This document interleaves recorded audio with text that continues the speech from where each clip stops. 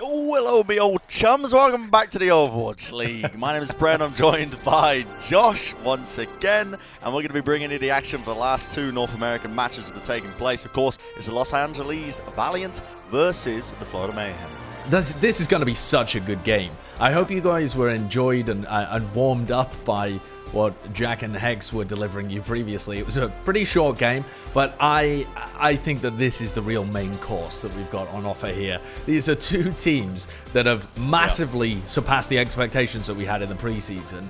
They are both amazing at the current meta. The DPS matchup promises to be spectacular, and there's like inter-team rivalries between them as well. It's everything you could possibly wish for in a match. It really is. It's going to be fantastic. So many storylines as well. We've got former players on either side playing against each other. Fate now playing for Florida Mayhem. We've got McGravy, who used to play for Florida Mayhem. And Rain as well. Valiant. And Rain. And Shax. Shax actually played for the Mayhem Academy team as well, Brent. They're all interlinked. Yeah, there's so many that we can go into, but we actually had a little discussion with Kai. We got a little recording from him. I can call him Kai because we're cool like that. And this is our connections presented by Xfinity. Take a look. Pretty confident in beating Mayhem. They're a really good team though, and they've actually surprised me this season.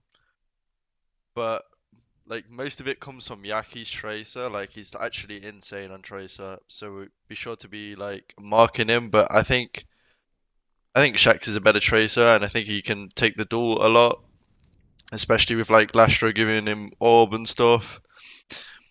I think if we mark Yaki, we can definitely take the W. So there you have it. I mean, KSP seems to think that a lot is going to be kind of resting on this Tracer battle. He believes Shax to be the better of the two. I'm inclined to not agree, but I do think that this is going to be a battle between some of the best Tracer players that we've got in the Overwatch League. Yeah, I mean, whichever way it goes, it's just going to be a spicy head-to-head matchup between both of the DPS kind of talents on either side as well. And there isn't really much to argue against Shax being just incredible. And KSP versus BQB as well. Both of these guys have been going head-to-head, and their stats are also nutty. Like, BQB's a bit more of a team player maybe, but KSP's getting those solo kills. This is truly a battle of the elite players on both Tracer and Ashe. Yeah, and it's going to be amazing to watch, given the fact that what we've seen so far of the meta. But we got a couple of words as well from BQB about what he thought about what was going down in this match. 샥스 선수와 KSP 선수가 가장 강한 딜러 라인 중 하나로 꼽히고 있고 뛰어난 선수들인 건 맞습니다. 하지만 아직 저희와 대회에서 경기를 한 번도 해보지 않았었기 때문에 경기를 해봐야 느껴볼 것 같습니다. 그리고 이길 자신은 항상 있고 약점은 아직 잘 모르겠습니다. So there we go, a little bit more tempered from BQB. You know, he didn't want to go into it, you know, slanging like some of the Valiant members maybe would, you know. And I can respect that, but they do have utmost confidence coming into this, and I would say on paper, I would expect the Florida Mayhem to be the ones to come out on top. Well, the Valiant are certainly going to have something to say about that, though, and it's what you would expect for them when it comes to their starting roster. This team is really going to be powered by KSP and Shax. They really have to be the players that lead this one forwards, especially Shax. I mean, I really agree with KSP that a lot of it is going to come down to this, and if Shax can keep up those ridiculous first or second seed numbers in this actual Tracer duel when Shax is the more aggressive player, that's going to be a huge component to the Valiant just streaking ahead. A lot resting on the damage dealer's shoulders. On the other side of things, of course, the Florida Mayhem are not holding back in the slightest, and it is going to be that battle of the DPS. We got to really just point ourselves towards BQB and Yaki, these guys as a DPS duo, the damage dealing duo. And it's interesting to see how the meta that was almost kind of put forward by Valiant now, other teams taking it on board and kind of just taking it one step further as well. The Tracer Ashe is what I'm mainly talking about. It was, of course, Valiant that first kind of ran with this kind of composition to the dismay of a lot of other teams. Yeah, I would say, though, that both of these teams actually were early adopters of this style. I mean, you think back to the May Melee, and yeah, Valiant were certainly a team that ran it, but Florida were also a team that managed to get to the Grand Finals playing Tracer Ashe as well, and took more maps off the San Francisco Shock than the Valiant did. The Valiant kind of got crushed in that match. So, you know, if we're kind of dialing things back to the main melee time, you might have an indication that the Florida Mayhem is slightly ahead in this matchup, but I think so much of it is really just going to come down to Shax versus Yaki. Yeah, and Yaki is the man of the match. Take a look at this. We can see some of his best moments so far.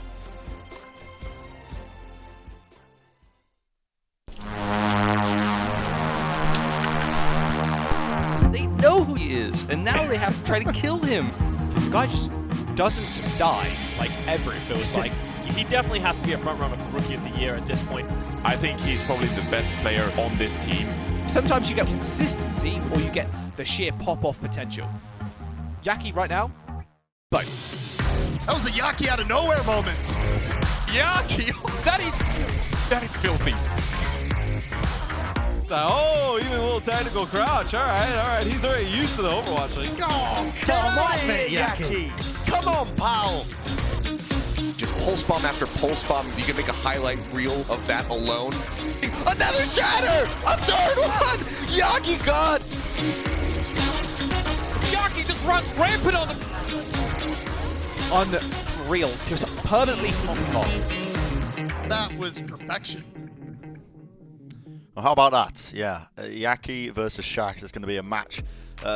Realistically, one of the sort of one-on-ones that we're going to be witnessing in this series that is going to be particularly interesting. Tell me, Brent, do you believe that Shax is the best Western Tracer right now? We've just seen Dante perform really well for the Houston Outlaws. I think that was yesterday. Yeah. But Shax, I mean, you saw his stats earlier on. He's at number 1 or number 2 in pretty much everything. It's such a hard ask, isn't it? I still think Dante might be the best Western Tracer player from what we've seen. Maybe that's recency bias, given the fact that we casted him yesterday, and he had one of the most single-handedly carry performances that we've seen in quite some time. Like, on that role, it's so nice to see Tracer really being able to flourish in game. I guess that happens when Brigitte's taken out of rotation as well, one of the main deterrents, and also one of the main enablers of Tracer at the same time. It's kind of weird. It's a love and hate relationship that they've got going on. It certainly is. I tell you what, talk about love and hate relationship though, Bren. This 12-player roster that they are going to put up has just so many love and hate relationships across the place. I'm looking forward so much to some spice coming out from McGravy throughout this match, because he has made his love and his hate for the Florida Mayhem very clear throughout his time in the Overwatch League. There's so many storylines that we could draw to here as well. Like Kuki being the coach for Florida Mayhem, he was a former player on Valiant as well. So there's a lot to draw and a lot of parallels between these two teams. I think it was Albert as well, the GM for Florida, who tweeted out as well, saying that these are two teams that no one really had any expectations coming into the season. No one had the expectations, and now they're looking like potentially two of the best North American teams. Now, if you're wondering why we haven't jumped into the game, there's a couple of technical difficulties. One of the players has gone AWOL. We will be starting shortly. We're going to go to a quick break. When we come back, I promise you, we will have the match ready. Do not go anywhere.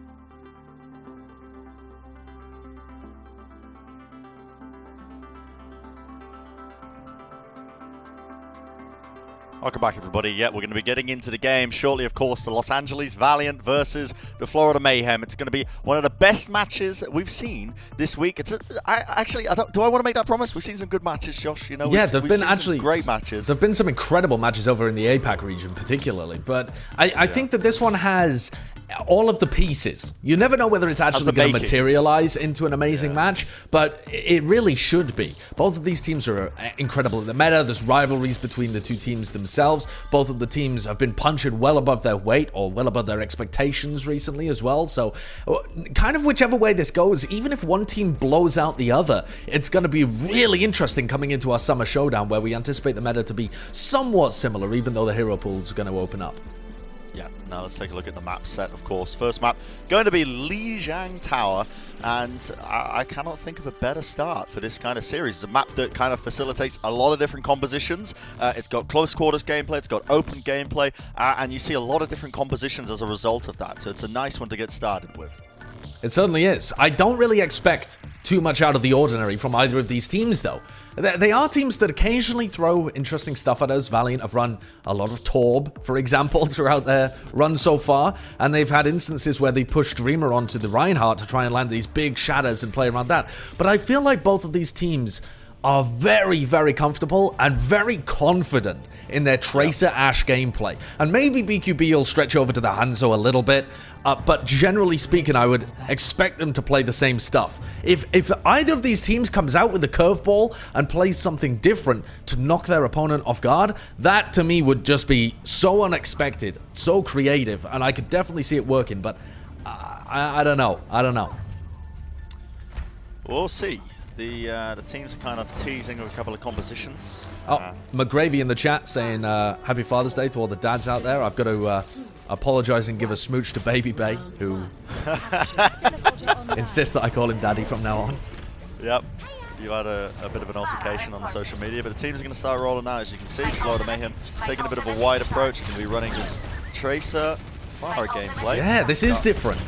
Yeah, looking for an opening or two. And we'll see what they can get done.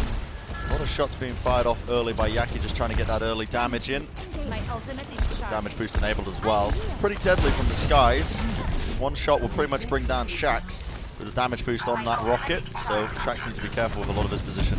And Yaki is a beast on the fire. It leaves BQB to take the Tracer 1v1, which I was not expecting whatsoever. Chris goes down. KSP plucking him out of the air, and he finds Yaki as well.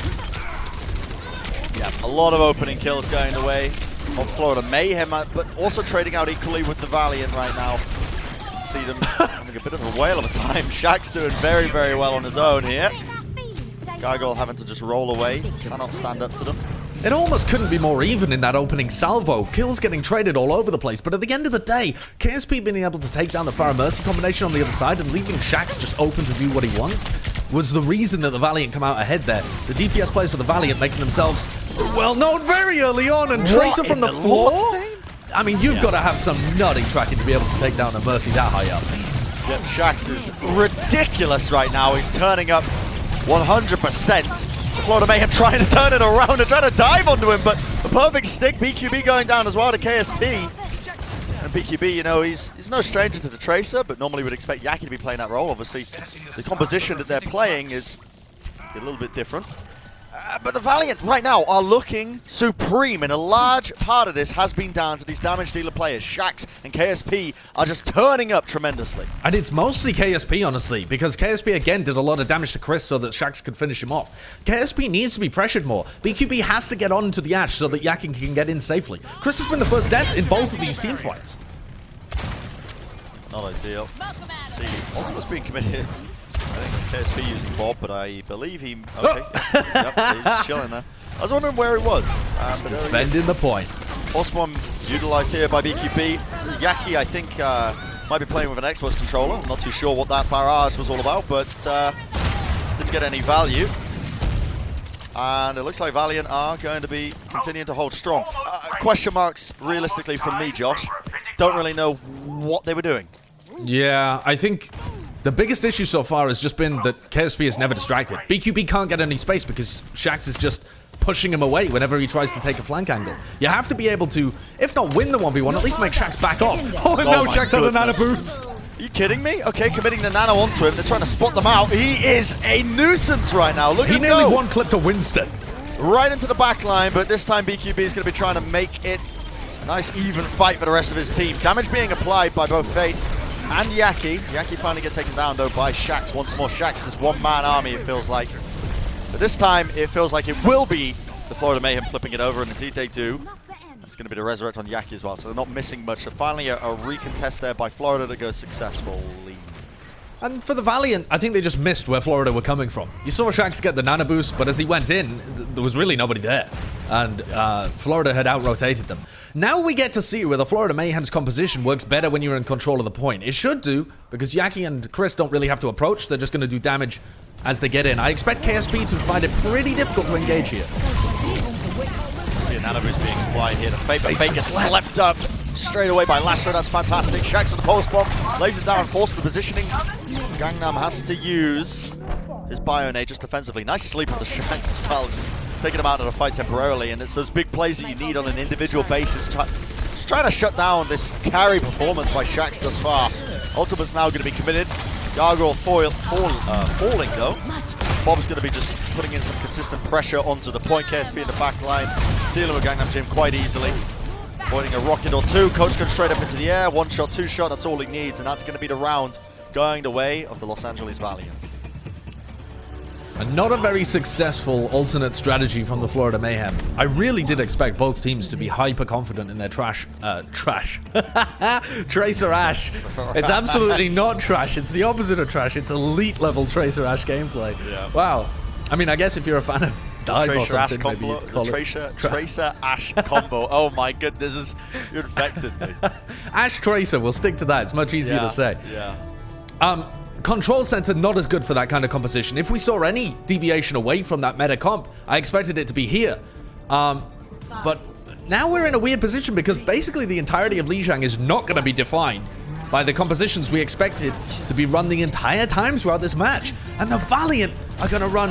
Okay, Shaq's not on the Fire actually. He's going to go over to the Reaper. That makes a lot more sense. Yeah. Every now and then though, we do see the Junkrat coming out to play, especially on Control Center, because you can see the amount of spam damage. I can hear Jake upstairs. He's screaming in glee, because it is just so much damage you can pump into the close quarters here on the Control Center, and you can tell how powerful it is, especially when the rest of the team is there to follow up on it. They're playing so aggressively now. All that damage has to go somewhere, and it has made Gangnam Jim able to build up one of his amplification matrices, but the issue is he got no value out of it. He built it up, used it, tried to punish the Valiant, and wasn't able to do so. Yeah, it did nothing, and KSP's at 90% of his Junkrat ult as well, so expect a big tire to be coming in fairly shortly. And the Florida Mayhem, they can't really do anything about that. The amplification matrix coming down here. Dreamer just missing it, actually goes to the Earth Shatter! Are you kidding me? 5 on the floor! Dreamer, he just seems to pull them out of thin air. But what a shatter, just immediately shutting down that fight. And honestly, they all died so quickly, that might even be detrimental to the Valiant. Yeah, but at the very least, you managed to turn a team fight based on a single ultimate that you can't guarantee hitting all the time anyway. So they've still got KSP's ult just sat in their back pocket, ready to win another team fight and add another 10, 15 seconds to the clock. Look at Shax as well. Shax and KSP both hiding around corners. Unleashes the tire! Does get the immortality PO. That was Gangnam Jin spotting that out, obviously listening to the sound cue and able to kind of utilize it against it, but a little fight going on to the side here of Lijiang. Florida Mayhem should be coming out on top though, as they do collect the kills. That's Lastro just on the edge of the map as well, so he's going to be taking another 1v1 just off to the side, while the Florida Mayhem recap up this point. Yeah, great play from Gangnam Jin. There's a bit of a game of chicken there when you have the immortality field, because you need to save the immortality field as soon as KSP detonates his Junkrat tire. Because if you put it down too early, they'll just wait it out or destroy it. So really nicely timed stuff there by Gangnam Jin. It's not as easy as you might think. See superchargers being employed across the board. Fate and McGravy using theirs, but ones who are getting value, it seems to be all the Florida Mayhem. Kill feed filled up the pink. And they're just going to stagger out McGravy for a couple of seconds here. And you can see now Ultimate's starting to come online for the Florida Mayhem. You look at what they've got to work with. Blizzard, very powerful, especially on Control Center. There's only so many directions that the Valiant can attack from. That's going to mean the Blizzard is almost guaranteed to get some value. Dreamer, though, plays aggressive for these Earthshatters all the time, so I expect him... Kidding me? What is that? Absolute chat gameplay going on. I know it's Father's Day, but that might be just going a little bit too far. Dreamer with the Fire Strike as well. I mean, he didn't even need the Earth Shatter. They just win the fight straight up from Dreamer just doing the unexpected there. I think when you're in a Reinhardt 1v1 scenario, you never expect him to just charge like that. It's so out of the box. Yeah, I mean, you're anticipating both Reinhardt's having ultimate, that there's going to be some mind games going on. Dreamer, he's just... he just holds W. I mean, I don't know what else to say. KSP's got another tire, though, and they're kind of in one-fight territory. If this manages to find value... The wall goes up to try and stop the tire. The tire is stopped momentarily, but he's hunting for the target. 3 seconds left on the tire, and he gets bait, takes him out. One tank down. It's going to mean the counter shatter has to come out from Gargoyle. It does get some people down onto the deck, but it is all the Los Angeles Valiant right now. Shax finishing it off with the Death Blossom, and that is a one-sided game, if I do say so myself. The Los Angeles Valiant showing up, and they're trying to make a name for themselves as one of the best teams in North America.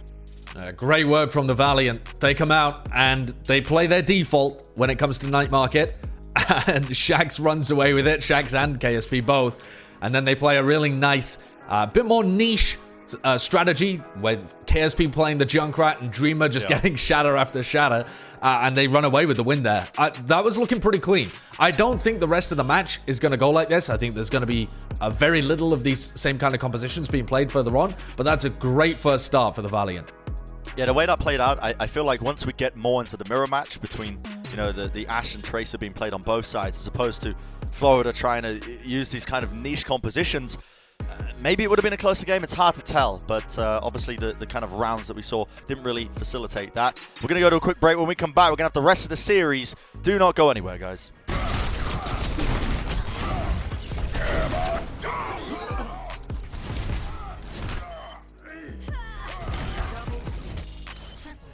Coca-Cola is the official refreshment of the Overwatch League.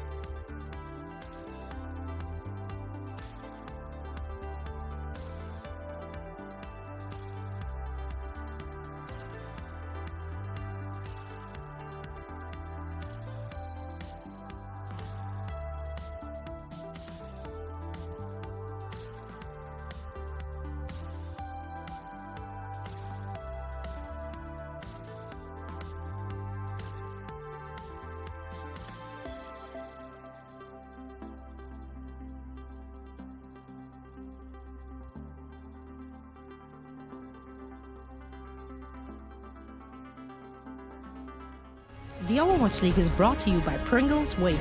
Big crunch, big flavor.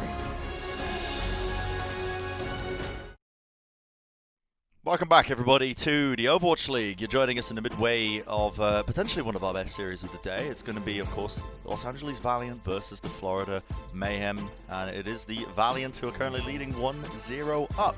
A scenario that we, kind of expected in some ways, but in terms of the manner of how that 1-0 happened, I wasn't expecting it to be quite so one-sided. Yeah, I think part of that comes down to the composition that the Florida Mayhem started out with on Night Market. In my opinion, it can be a good idea to occasionally throw curveballs into a match where everyone is expecting a mirror.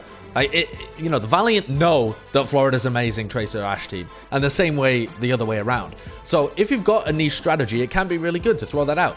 But I would tend to do that later on in the series, because at the beginning, in my opinion, what you would want to try and do is just get a feel for if you can beat them in the mirror. Because if you're the team that is winning in the mirror battle, then you just want to stick to that as much as possible. And as we go into Rialto here, which is going to be our second map, I think we will see much more of the mirror. There are opportunities to stretch outside of it, but we've generally seen the Tracer Ashe be the dominant composition at play. And this will give us some idea as the series progresses later, and we perhaps go to, even possibly 5 or 6 maps if we have a draw somewhere along the line, which team's got the advantage in just the default game. And Rialto is a map that when I think of it, I do think on the first point especially, I think it really tests how well teams can play this Ashe Tracer composition, because it prioritizes so much of this kind of war that occurs on the flank between the Tracers, trying to get the better of one another, and also how to prioritize the timing of that and try to kind of win the tank war that's going on as well on the front lines. So there's 2 little battles that are going to go on at this first point if the teams choose to roll with the Ashe Tracer composition, which I think they probably will. Valiant are teasing a little bit here that they may open up with the Widowmaker. We have seen some teams do that just to potentially get an early pick-off. But KSP as well. I mean, he's very good at Widowmaker, so I wouldn't be surprised if he does run with that. Yeah, you can start off on the Widowmaker if you're on attack, because you can switch your hero very quickly, but I think this will eventually solidify into a Tracer Ashe duo, and I totally agree with you. It comes down to the flank, and we'll get a good idea of who's winning those Tracer 1v1s as well, because this flank area and the staircase that we're taking a look at now, it's Yaki's job to make sure that Shax doesn't suddenly appear in their backlines. He'll take the Harmony Orb, he'll go down there, and if not try and one-clip him, he'll try and at least make sure that he can't have free reign. KSP, the Widow. He wasn't teasing us, he is going to be trying to get an opening pick-off. Just hunting these long sight lines, almost. Yaki, his head almost just got taken clean off. Survived it though, and the card's going to be moving. So Florida Mayhem actually giving up the high ground. They rotate to this corner area here. Woo! And that is a nice Hulk combo. Lastro gets sucked up. The Accretion comes out, and Gangnam Jim with a bit of a volley takes him out. So removing the Zen immediately. Valiant, they can't really be pushing into this one. Another Hulk's going to be pulling together. KSP trying to find these angles. Has to grapple away, but he has that Discord Orb on him. And there's Shax as well. Wants to try and take a piece out of Yaki. Yaki's doing a great job now, just making sure that he's pushing KSP and Shax away. Fate getting really low there. I wonder if that was a headshot. Yeah. It was, yeah. Widowmaker headshot there. Chunked him down to very, very low amounts of HP. And they have to be careful about these angles of attack. Shax, though, he forced Gangnam Jim getting the better of him. And that means that now Yaki has free reign. He doesn't have to worry about the flanks anymore. He can just go full-on aggressive, trying to find some of these openings here. You can look at the way Lastro's playing, though. Lastro taking it into his own hands, and there you go. Yaki gets a pick onto KSP. You lose your Tracer player, that tends to happen. Yaki, yeah, it's all about the freedom, right? Yeah. As soon as your counterpart goes down, you just have the freedom to be able to do whatever you like, because one of your jobs has been removed. You can tick it off the to-do list, and you just go ham in the front lines instead. But now things are going to settle back down again. A couple of ultimates available for either side. Rain checking up to his Amp Matrix a little bit earlier. They might end up deploying that on the high ground. Yeah, there's a lot that they can utilize here. Ultimate's coming online. You can see the shields just blocking a lot of what's going on. Now the flank is what's really being tested. What a stick! Wonderful from Yaki. And now he wants to try and take the jewel as well. He forces out the recoil from Shax. Shax in a bit of a precarious position here. Tries to go for some sort of play, but Yaki shuts him down. But not before the Valiant end up starting to get some picks of their own. You can see Gravitic Flux ended up being used here. Nice headshot from KSP. bring Fate down to half HP, but McGravy does fall. A dangerous scenario here, dangerous game that Valiant are trying to play. And the Florida Mayhem just want to shut it down right where it starts. Using their Transcendence to play quite aggressively into them. They get the pickoffs necessary to kind of stop whatever push was going on. I don't think the KSP's been able to do that much on the Widowmaker so far, and I want to give huge credit to Yaki and Gangnam Jin, especially in terms of applying Discords and applying Harmony Orbs, but also Gangnam Jin was just able to kill Shaxx at one point, and all of Shaxx's aggression, he's been able to tear apart other teams in the Overwatch League, but the Florida Mayhem with Yaki as a defender have managed to stay steady. There's a stick. Post bomb! What a stick, and that was the Immortality Field that came out actually to stop that one, but he still finds the beatdown. No more cooldowns to save you. You cannot hide. Actually, you can hide behind the counter, but your team cannot hide. You will eventually fall. The Valiant are going to find a bit of an opening, but the Florida Mayhem turn this one around. They use the Gravitic Flux to send up McGravy and take him out of the fight. And BQB turning up as well. He's in close quarters right now. KSP might be in trouble here. Grapples up, BQB finding so many pickoffs to turn this one around.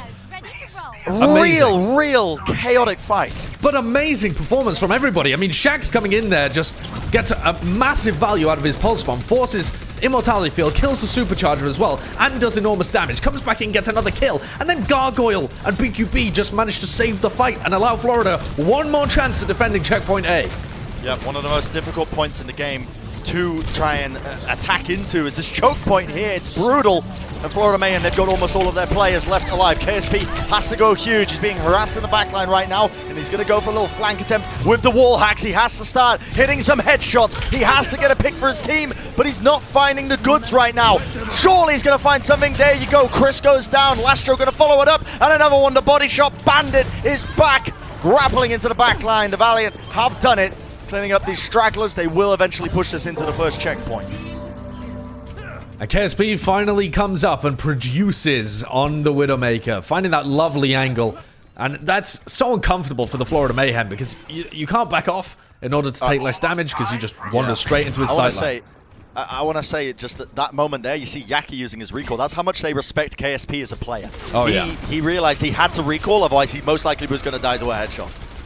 And it's not like KSP has been a terror so far on the Widowmaker, but they still are respecting the threat, the possibility that he could just turn off at any moment. Yeah, always have to be wary.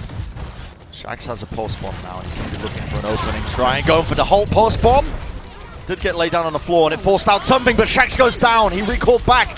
That gave BQB the option, the opening he needed. BQB working on the flank there. He managed to use his coach gun to jump over the wall. KSP out of position, will most likely be falling. Indeed, he does. Florida with an ample positioning now. They can start to play a little bit more forward with these shields. Try and take some space away. Shaxx is just coming off the respawn, so even though Yaki went down, Shaxx wasn't really in a position to be able to capitalize on it. And I do think the BQB is just getting more done than KSP. Whoa. This Ash is working better. Wonderful halt. Surely an Immortality Field though. Yep, comes out of Chris. Yep. The halt is going to pull them together for that Gravitic Flux, but now we start to see some aggression coming out. Lastro wants to use the Transcendence to move forward. They want to play aggressively into this. You see a lot being used. The accretion just misses. McGravy couldn't quite catch Gargoyle, who's moving on to him, and now that's going to be... See that Supercharger getting taken out, but KSP is still a menace. Look at him on the flank right now. He took out BQB. Yaki's going to deal with him, but nobody touches the cart. So the Valiant are going to be able to cap this second checkpoint up now. They were winning that team fight, at least in the front line as it stands. I really thought that was going to go the other way. Lastro had a Transcendence that was very, very early, and Gargoyle got an amazing Gravitic Flux. Everyone on the Valiant was so weak, and they didn't have an Immortality Field to save them. But the Florida Mayhem, I think, just gave a little too much respect. Instead of diving in and ignoring KSP, they respected the Widowmaker, didn't follow up any of the damage, and Valiant, especially with that kill on BQB, were able to turn it around. A very respectable time back so far. Nothing rapid, but it's been a slow, steady progress for the Valiant. A couple of ults coming online here. You can see the pulse bomb. That's a whole pulse bomb combo connected onto BQB. He tried to escape. He coach gunned up, and he was out of the Immortality Field. I think BQB may have just been his own demise there, trying to protect his team. Didn't trust that the Immortality Field was going to be there, and that's going to give another opening here. You can see the shots coming online, and this is why you must respect KSP. Yaki immediately jumps onto him, removes him from the fight, takes him out of the equation. That's what they need to do, but Shaxx is still coming up. Yaki tries to go a little bit huge here, returns with his own pulse bomb, He's going to trade out the kills, but it looks like this is going to be the Valiant winning out this team fight. BQB is on the Widowmaker, but not enough kills flow in for them to stop it. 3 checkpoints earned for the Valiant here with 59 seconds. And KSP's Widowmaker, even though he hasn't been electric, just forces the Florida Mayhem's hand so much. There have been many times throughout this defense where they were scared to enter a sightline, where Yaki, instead of taking the Tracer 1v1, was forced to go and get right up in KSP's face, leaving all of that space open for Shax. And I think KSP, even though he's had a couple of kills, hasn't gone... It's not like he was Decay when Decay played against the Houston Outlaws, for example. But you don't need to be that good. And I think the more that we saw the Valiant on offense, the clearer it was to me that KSP was there more to be the threat. And sometimes the threat is worse than the action itself. Because it forces you to play in a totally different way. And Yaki's just had his hands full. He has to deal with both Shax and KSP, and he's done a great job, but not enough, because the Valiant, with 59 seconds left, have managed to put up a very, very good attack, especially when you consider how long they were stalled on point A. They basically breezed through B and C. Yeah, they snowballed all the way to that final checkpoint. I mean, they capped the first checkpoint in overtime. We can't really... overstate that enough. It's quite impressive the Valiant made it all the way to the end of Rialto. Still, Florida Mayhem are now going to get their time in the sun as they begin their attack. See the shields coming out just to block some of this incoming spam. Team's going to search for some openings here. KSP also going to be running the Widowmaker. Oh, what? The Halt's combo, the shield was not there. Fate goes down immediately. This is quite unusual. Sometimes you see the Widowmaker on attack because they can switch to the Ashe, but KSP committing to the Widowmaker here. Very confident in his own aim and his ability to just find picks. And I think also they just like the pressure that it puts on Yaki to be able to... Yaki's basically forced to find KSP and put pressure on him, whereas you don't normally have to do that as much in the Tracer Ashe duel. Yeah. And that frees Shax up to be able to do a bit more. Oh, and also, when KSP just hits shots like that, everyone's got to be scared of him. He's getting better and better as he warms up. Look at the line of sight angles that Florida have to play. They have to play in this building, which makes them so predictable in the way that they're going to try and take this fight. They cannot jump out in the open here. And now Wallhack's online. The infra sight for KSP means he can see exactly where the Florida Mayhem are. The Hulk pulls a couple of them out, and there you go, BQB. That was a setup right there from Dreamer. He used the Hulk to pull him out of position. And he tried to avoid it. He tried to avoid the headshot by keeping his head down, by moving his mouse down, but wasn't enough. And BQB now goes over to the mirror. Oh, that's going to slow things down even further for the Florida Mayhem. Yeah, KSP has to be worried about where the Widowmaker is, but the defensive Widow has all the sightline advantages here. I thought the BQB might even try going over to the Hangzhou to apply a bit more shield pressure, to be able to get arrows out, to be able to scout where BQB was holding. Wow, BQB forced to switch over to the Widowmaker because KSP is just running a riot right now. Look at this guy. It's unreal, his performance on an individual basis, but it's going to be up to Yaki to try and turn things around. He does get a kill onto McGravy with the assistance of the rest of his team. That's going to mean Valiant have to play a little bit more spread out here. Yaki diving onto the back line, what a stick! Yaki, 2 kills for him. Hunting for the next one as well. The rest of his team are happily going to clean up the front line here. KSP is the next character he's going for. Shield is going to be peeling for him, but Florida finally break through. And what an amazing play from Yaki. To combo with this team to take down McGravy and then just go and rinse the back line. That's phenomenal stuff. And BQB, he's finding picks of his own now. That kill onto Rain is going to be crucial. Denies the Amp Matrix, but maybe more importantly, the Immortality Field. 2 of my favorite characters in the game, Josh. You got Widowmaker, you got Tracer as well. Oh, they don't touch. I'm a fan of this. They don't touch. But they do force out the Supercharger from Florida, so not the worst scenario in the world. They would have liked to defend now, obviously. They would have really liked to defend now, I'll be honest with you. That is going to hurt them, but see Florida just trying to buy as much time as they can just up to this choke point, despite the fact that Florida are going to be getting spawn door a little bit closer, so they're coming into the fight even if they lose any players. BQB now can go and take a slightly more forward angle once he gets back into the engagement, and both of the Widowmakers have infra sight up. Look, here he is.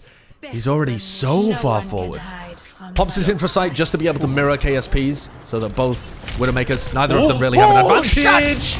Removes him, and that means no more infra sight as well for the Florida Mayhem. KSP has a bit of advantage for the next few seconds. Look at this, into the backline. Shax ready and waiting. Pulse bomb straight against the wall. He doesn't need the stick. He secures the kill. Fate falls. Now the aggression comes out here from Florida, or from Valiant, I should say. They want to play right into them. They do force out the Transcendence. But that's great because Lastro got picked. BQB found the kill, and that means there's nobody there to be able to counter Gargoyle's Gravitic Fox. They find McGravy, follow on to Rain as well, and suddenly, I mean, unless Shax can perform a miracle, the momentum has gone slightly more in favor of the Mayhem. I'll be honest, Josh. The swings, the pendulum moving during that team fight was going backwards and forwards, and forwards. At one point it looked like Valiant were winning, at one point it looked like Florida were winning it, but in the end Valiant stabilized by getting the necessary kills. It's happening before we can even say it's happening. Yeah, they stabilize, but they back off, and they don't quite have control over this high ground yet. McGravy is up there, but BQB's getting an angle around the side, and if he can find a pick, this will all open back up. Shaq's still on the back line here. He's just used his recall, obviously. BQB is going to be hunting for a head. That's his goal.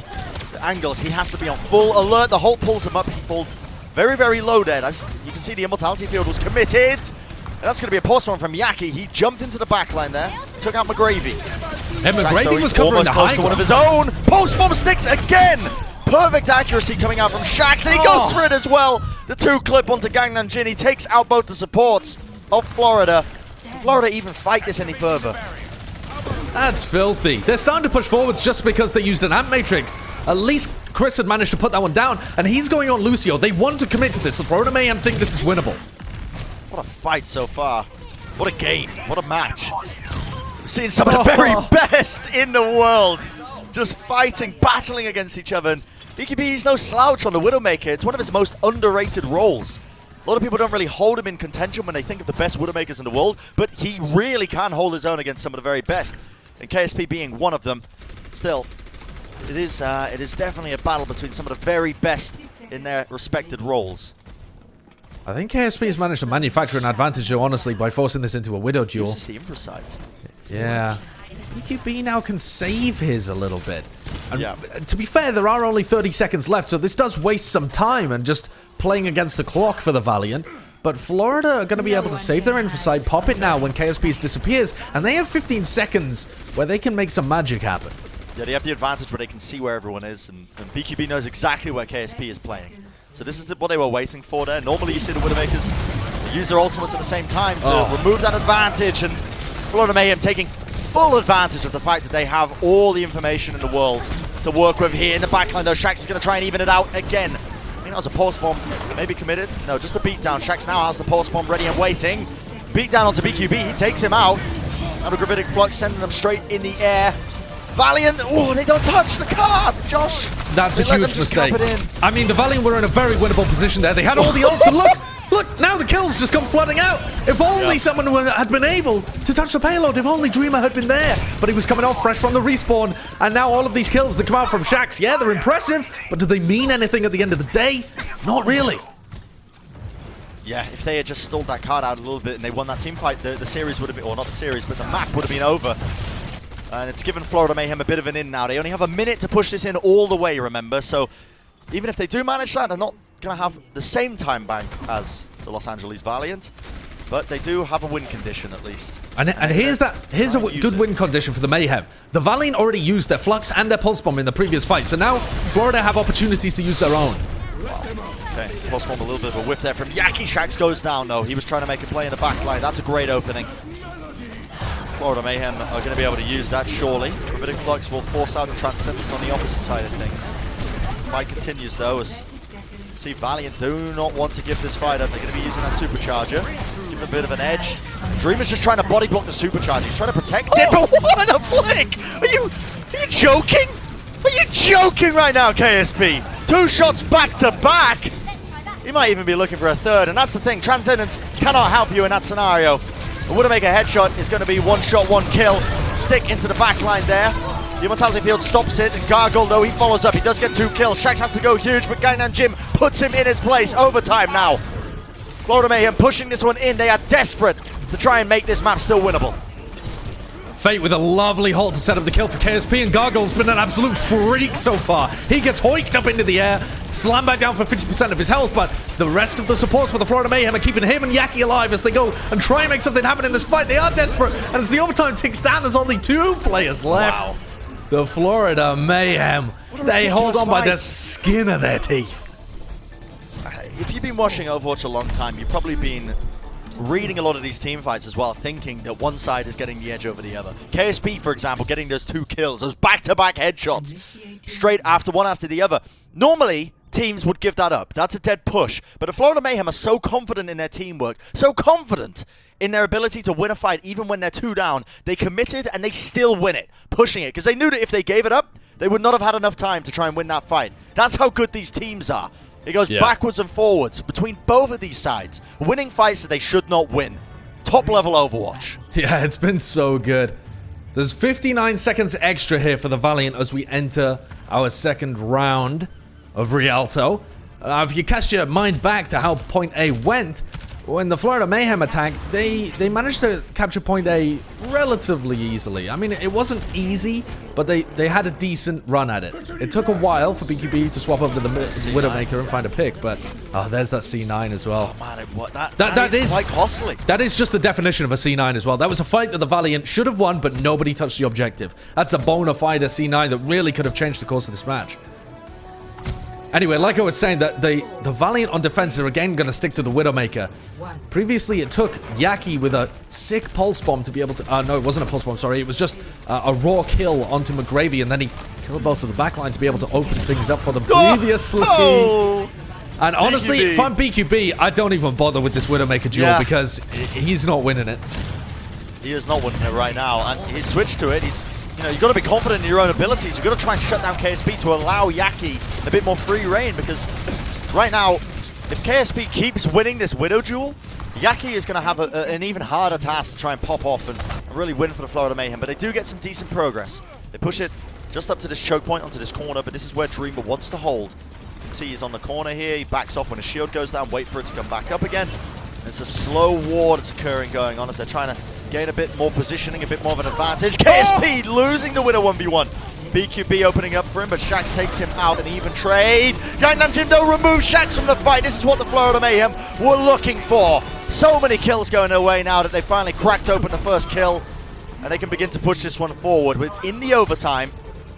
Not going to get any extra time, obviously, when it capped this Point A, but what a showing so far. Brent, Gangnam Jin has been a freak. He's been winning DPS matchups that he shouldn't be able to win. He's been applying Harmony Orbs and Discords in the perfect positions as well. Him and Gargoyle have been the difference makers. We talked about this as a battle of the DPS, and they are taking blows off each other. That's for sure. Yaki, Shax, BQB, and KSP have all had their moments, but the difference maker so far, at least on Rialto, has been Gargoyle and Gangnam Jin just finding their moments. It truly has. It's been a lot of, Gangnam Jin just filling in the gaps where Yaki and BQB are just a little bit lacking against damage dealers, and Gargoyle, of course, coming up with some big plays. Now, Yaki's going to use the pulse bomb there to get ate up by McGravy. Using that grasp, removes it from the fight. But they do end up using a couple of ults here. You can see another gravitic flux of Gargoyle. It's perfect! It catches 2 of them! Takes them out! And that's going to be BQB winning that duel as well. Shax trying to remove the supercharger, but it's too little too late. Your team has lost this team fight here. This is now a monstrous push as well. If Lastro gets caught by that hold, no. Things are looking terrible here. Lastro doesn't even have his Transcendence up. And the Florida Mayhem, they're making very good time onto Point B. Things are looking so good. And the Valiant, they're not even going to contest by the look of it.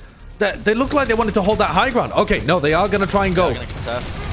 They're going to push in here. The hold pulls them together a little bit, but they don't really have much to work with. Yaki takes out KSP, and now BQB can just take this aggressive angle.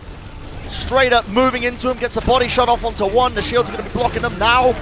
Valiant going to be using their Transcendence just to heal themselves up. McGravy using his Gravitic Flux.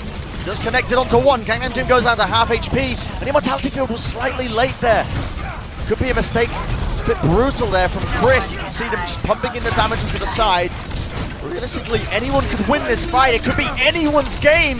Yaki trying to turn it around though, but KSP wins the winner 1v1 in the backline. Shax still alive, pumping in the necessary damage to beat down, wins it out over Yaki. Now it is just Fate remaining, former member of the Valiant, trying to hold against his former team. And it's going to be a respectable push here from the Florida Mayhem, but they do get stopped just before checkpoint B. Respectable? That's a beast of a push. With 1 minute on the clock, the Florida Mayhem were able to get all the way towards point B. And I think that's rattling. I think that's... You are right. I'm underselling that. That is absolutely astounding. That's a monstrous push. 1 minute less, essentially, than the Valiant have now to push, and they managed to get it all the way there. That is pretty ridiculous. Yeah, that's crazy. Well, the Valiant, when they were able to attack, it took them until overtime to be able to take point A last time. It took them until overtime.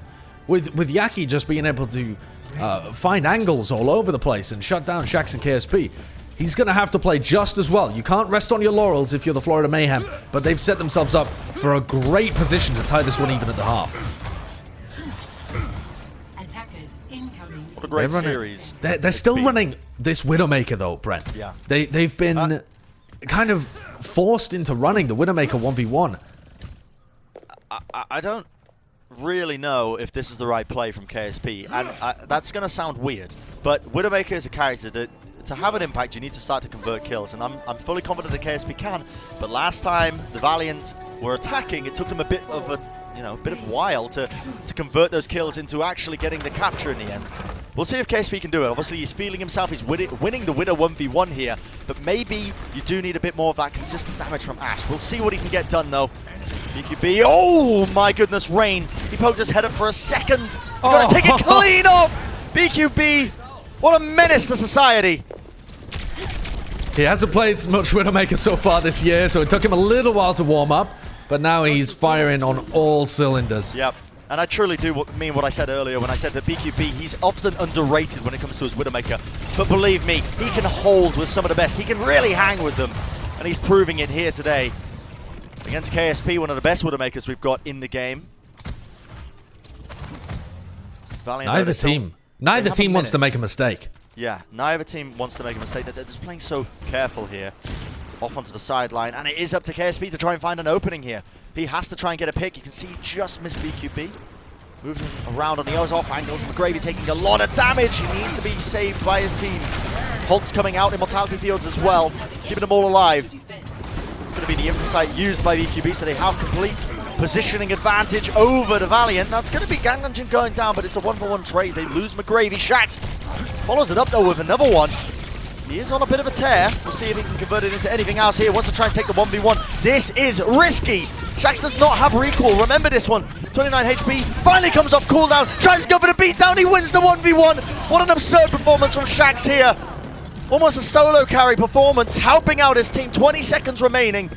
And Shax is the lone one standing here. Just pushing the card in. But it does give Florida a bit of time now to try and contest this for themselves. And BQB wins the 1v1, Josh. Oh, that could be crucial. Shax had to kill 5 players in the previous fight for his team to have an opportunity to get checkpoint A here. He's got a pulse bomb in hand. He could do it again. He has to go huge. He has to get something in the pulse bomb. He goes down to BQB. BQB, what a performance. Finding the kill. The amplification matrix laid down. This might be curtains. Yaki with the pulse bomb takes out Dreamer. Only a few remain, and the overtime will eventually burn down to a crisp. And with it, this map will go to the Florida Mayhem. What a game! That is spectacular. Wow. That's one of the most fun games of Rialto I've seen since, I don't know, Shock Titans in the Stage 2 finals last year. That was amazing to watch. There's so many amazing moments from all of the players, all 12 of them, honestly. But the tension towards the end there. Brent, BQB had an infra-sight on defense when KSP was only at 14% of his first ultimate. Yep. BQB had lapped him in terms of damage. He got 2 opening kills as well. Yeah, that's freakish. I thought that if KSP could make it a Widowmaker versus Widowmaker, he'd already won the game, kind of, because he had the advantage there. But BQB just slapped back. This guy will not go down without a fight. And Florida claw their way back into it. This is what I was scared when we were watching that game. I said, you know, KSP, he's confident in his abilities, but unless you get those kills and convert it into a bit of objective time, it's very difficult to get the win in those 2 minutes that Valiant had. And we saw it there. It just happened. I prophesized it. Once again, maybe I need to redon the mantle of the Oracle. I don't know. I don't know. But we're going to go to a short break. When we come back, you're going to have the game break, and we're going to see what our analysts have to say about this match thus far. Do not go anywhere.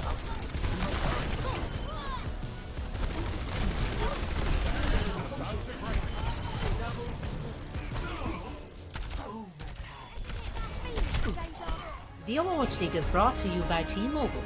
Switch today and rank up to America's largest 5G network, T-Mobile. And by State Farm. For auto, home, or renters insurance, like a good neighbor, State Farm is there.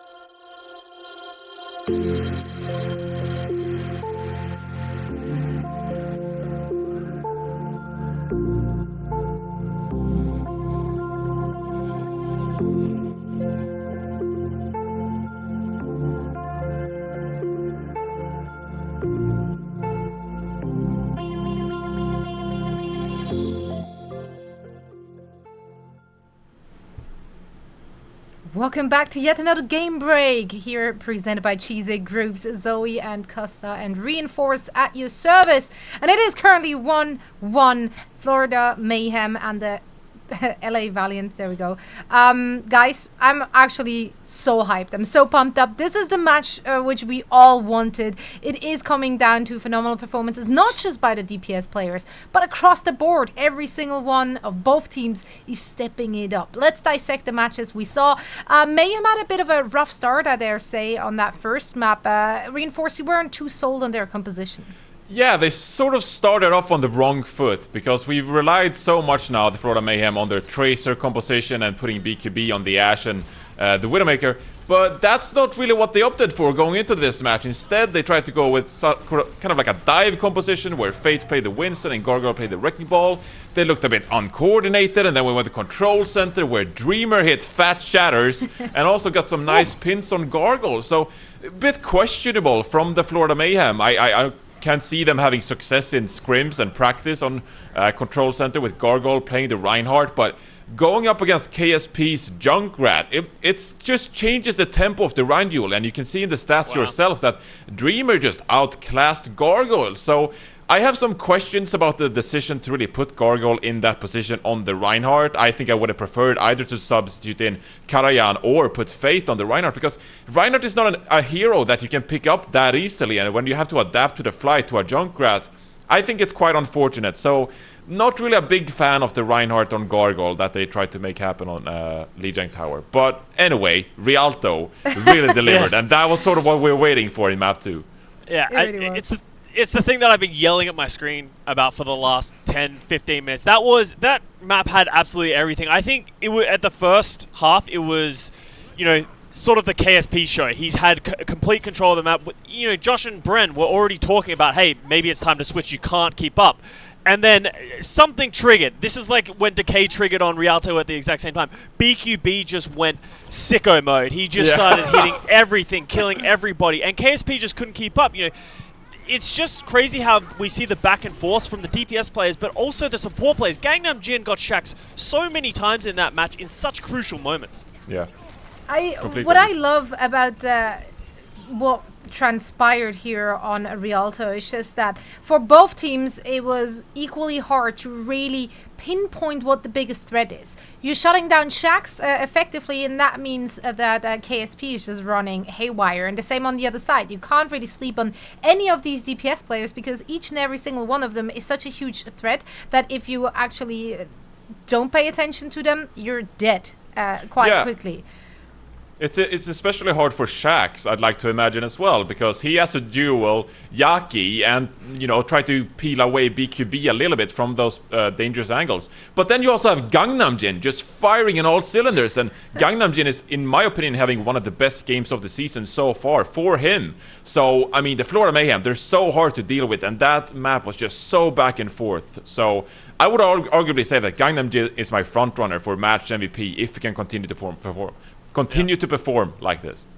Well, I think it is time for Crunch Time, presented by Cheesy Grooves, and of course we had to take a look at those Tracer players. This is something we have mentioned, or rather you guys have mentioned, coming into this series in our pre-show, that these are the guys we need to keep an eye out. Yeah, I think it's important to note Shax's damage is high, but also his deaths are high, and I think you're seeing the fundamental differences behind how these two players play Tracer. Shax, I've seen multiple times recall and then double blink back into the enemy backline of the Mayhem. He's not playing with fear, he's going for these massive plays, and he is getting it, and he is getting value, but it is causing him to die more. On the other hand, Yaki seems to be playing a more passive style, trying to get his damage in, but also trying to shut down KSP. We saw it work really well on Rialto on the first point. They almost full held the Valiant playing around that way, but as soon as it fell apart and Yaki couldn't get that kind of control, Shax took over the game. Yeah, and I wonder how sort of the removal of Brigitte from the hero pool sort of affects the Florida Mayhem here, because you're right, Costa, in that Yaki likes to play a bit more disciplined perhaps and poke away, distract, and get finishing blows, but now you don't have Brigitte with that armor as well, so it's harder to play that bit of a slower style, so instead we're seeing Baptiste being run instead, and maybe upping the tempo with Shax and getting more of those aggression in, more of those final blows and hero damage in, is making a big difference for the Valiant in this match. I certainly can't wait for the second half of it. Josh said it right. Rialto has been one of the most entertaining maps we've seen so far played in quite some time. So I hope to see more of that. We are heading on to Hollywood next. And for all the action, we once more hand it back over to Bren and Josh. The Overwatch League is brought to you by Cheez-It Grooves. Deep flavor, deep crunch. It's a mind crunch.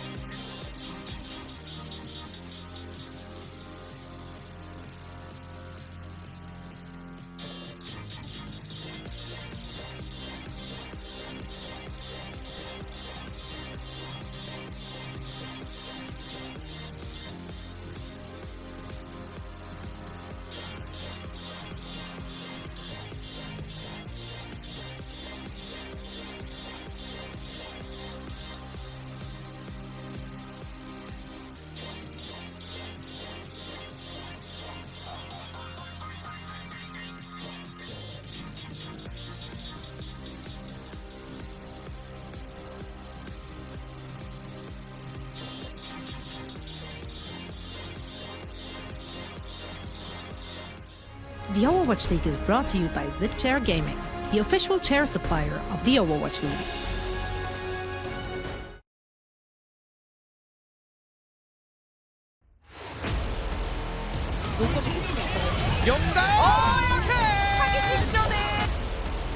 But the team are definitely going to be making a good away of it. Rain goes in for the 뒤에 반만 제거가 됐습니다. 대지무새 이것도 조심해야 돼요. 대지무새 근데 좋았어요. 잘 놓았죠. 그리고 돌진. A good position for a counter attack, but there's just no chance. Oh, the shadow coming out. It's a 3-man 2-man stitch and ain't gonna hit the floor. Hello everybody and welcome back to the Overwatch League. Hope you enjoyed that little game break with our analysts as well, breaking down this match. And as you can see from this tweet here, Albert, the GM for the Florida Mayhem is, I mean, he's put it in better words than I can. Maybe he's coming for my job, I don't know. But it definitely does feel like a playoff series between these two teams. It is so back and forth. So many unique strategies being employed. So many individual performances across the board. It is pure magic to witness. Yeah, it definitely is, and I think the Gangnam Jin deserves a lot of credit because he really is getting these tracer picks at very crucial times. Custer was saying it, we mentioned it during the cast, and Albert's pointing it out as well. But this game is not over. It's nowhere near over. It's only just begun.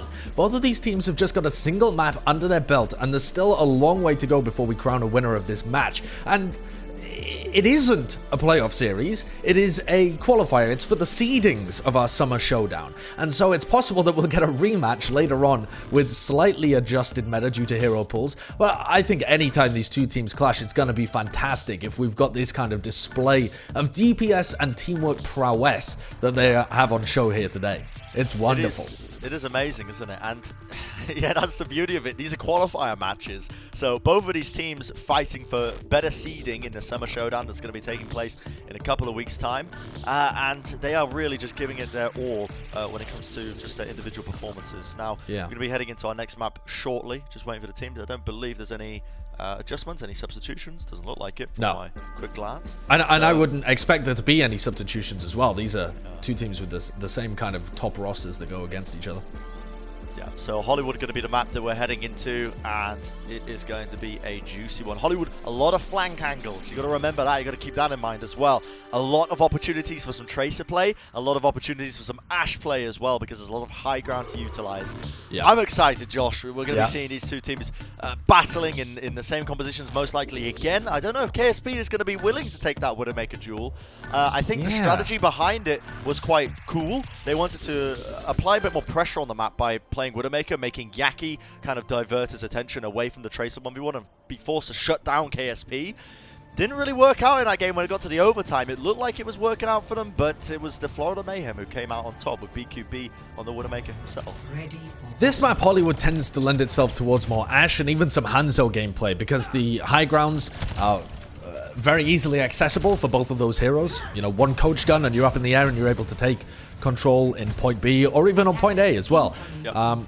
So I wouldn't be surprised if we see a Hangzhou duel or an Ashe duel, but Widowmaker I don't think is going to be as good on Hollywood. But then again, I wasn't expecting it when it came to Rialto either.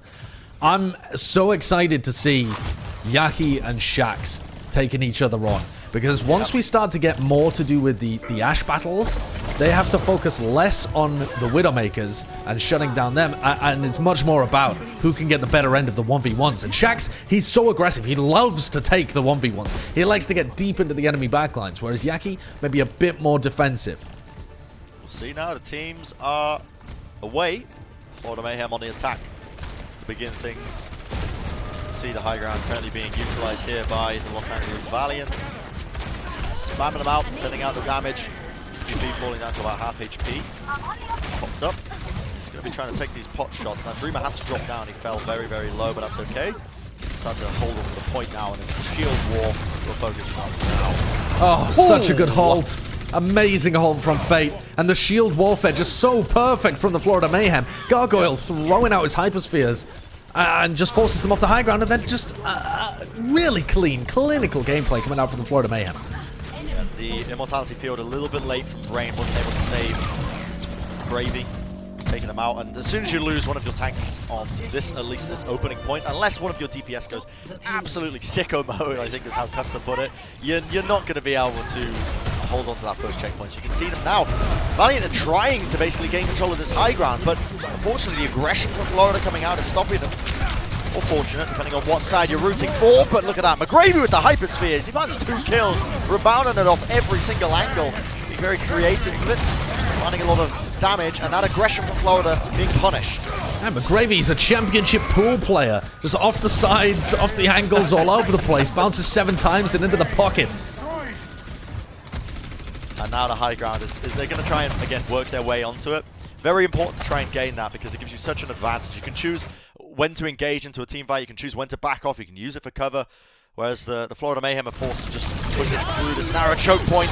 Ult's going to be utilized here now. You can see Bob was actually stopped in his tracks there by Fate's Fortify ability, so it doesn't go far. In fact, he's taken down, and Jin, look at that. Takes out the Bob, takes out McGravy. Nice little 2-piece if you want to consider Bob as a hero. I like to. Yeah, there's... He thinks, he lives, he breathes. He's sentient.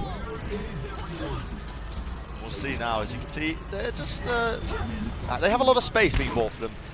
Valiant don't want to be playing into them when they have the supercharger up, but this Hulk does not get the angle they needed, but they still find the kills, and it really feels like right now, the Valiant are not finding any opportunities. Transcendence being used. I don't know if I agree with that by Lastro. Well, it's a trans from both sides, though, so it's not as bad as it might first seem. And both teams have a flux as well. But honestly, Brent, Hollywood so far has just been Fate and Gargoyle running around, tearing the Valiant to pieces. Yeah, it's been the tanks of the Florida Mayhem really getting the better of this engagement, of this straight-up head-to-head battle. KSP, he got an opening pick up to KSP. Oh my goodness. Okay, is he safe? Is it secret? He is indeed. Shax! Oh my goodness! Yaki getting the pulse bomb stick onto Shax. Shax did not have recall, so he tried to dash into him to try and, I guess, make Yaki fall to his own pulse bomb, but what a fantastic play. It is so hard to get the pulse bomb stick there onto the enemy Tracer, but he made it look easy in the end. Amazing. The accretion comes out from Gargoyle and cancels the gravitic flux from McGravy, and the Florida Mayhem just continue to charge forwards. This has been very one-sided so far, and I've got to give so much credit to Fate and Gargoyle. The Hulks, the Rocks, they're playing on another level right now. What an accretion as well. Gargoyle he might be putting up one of the best performances I've ever seen on Sigma. It's absolutely absurd how much impact he's having right now. Everything from gravitic fluxes to the accretions, it's been top-notch, but finally, the Valiant are going to start to put an end to it. He gets the accretion onto Shax, though it takes him out. He's still alive, by the way. Gargoyle has backed off to the rest of his team. He used the grass to survive as well. But the Valiant have now held on. They did manage to stop this cart because it was looking a bit shaky for a second then. Almost like the Florida Mayhem was snowballing out of control, which sometimes does happen, especially on these escort maps. High ground prioritization here for the Valiant. They've got both of their DPS up there. Gives them great angles to be able to see where the Florida Mayhem are coming from.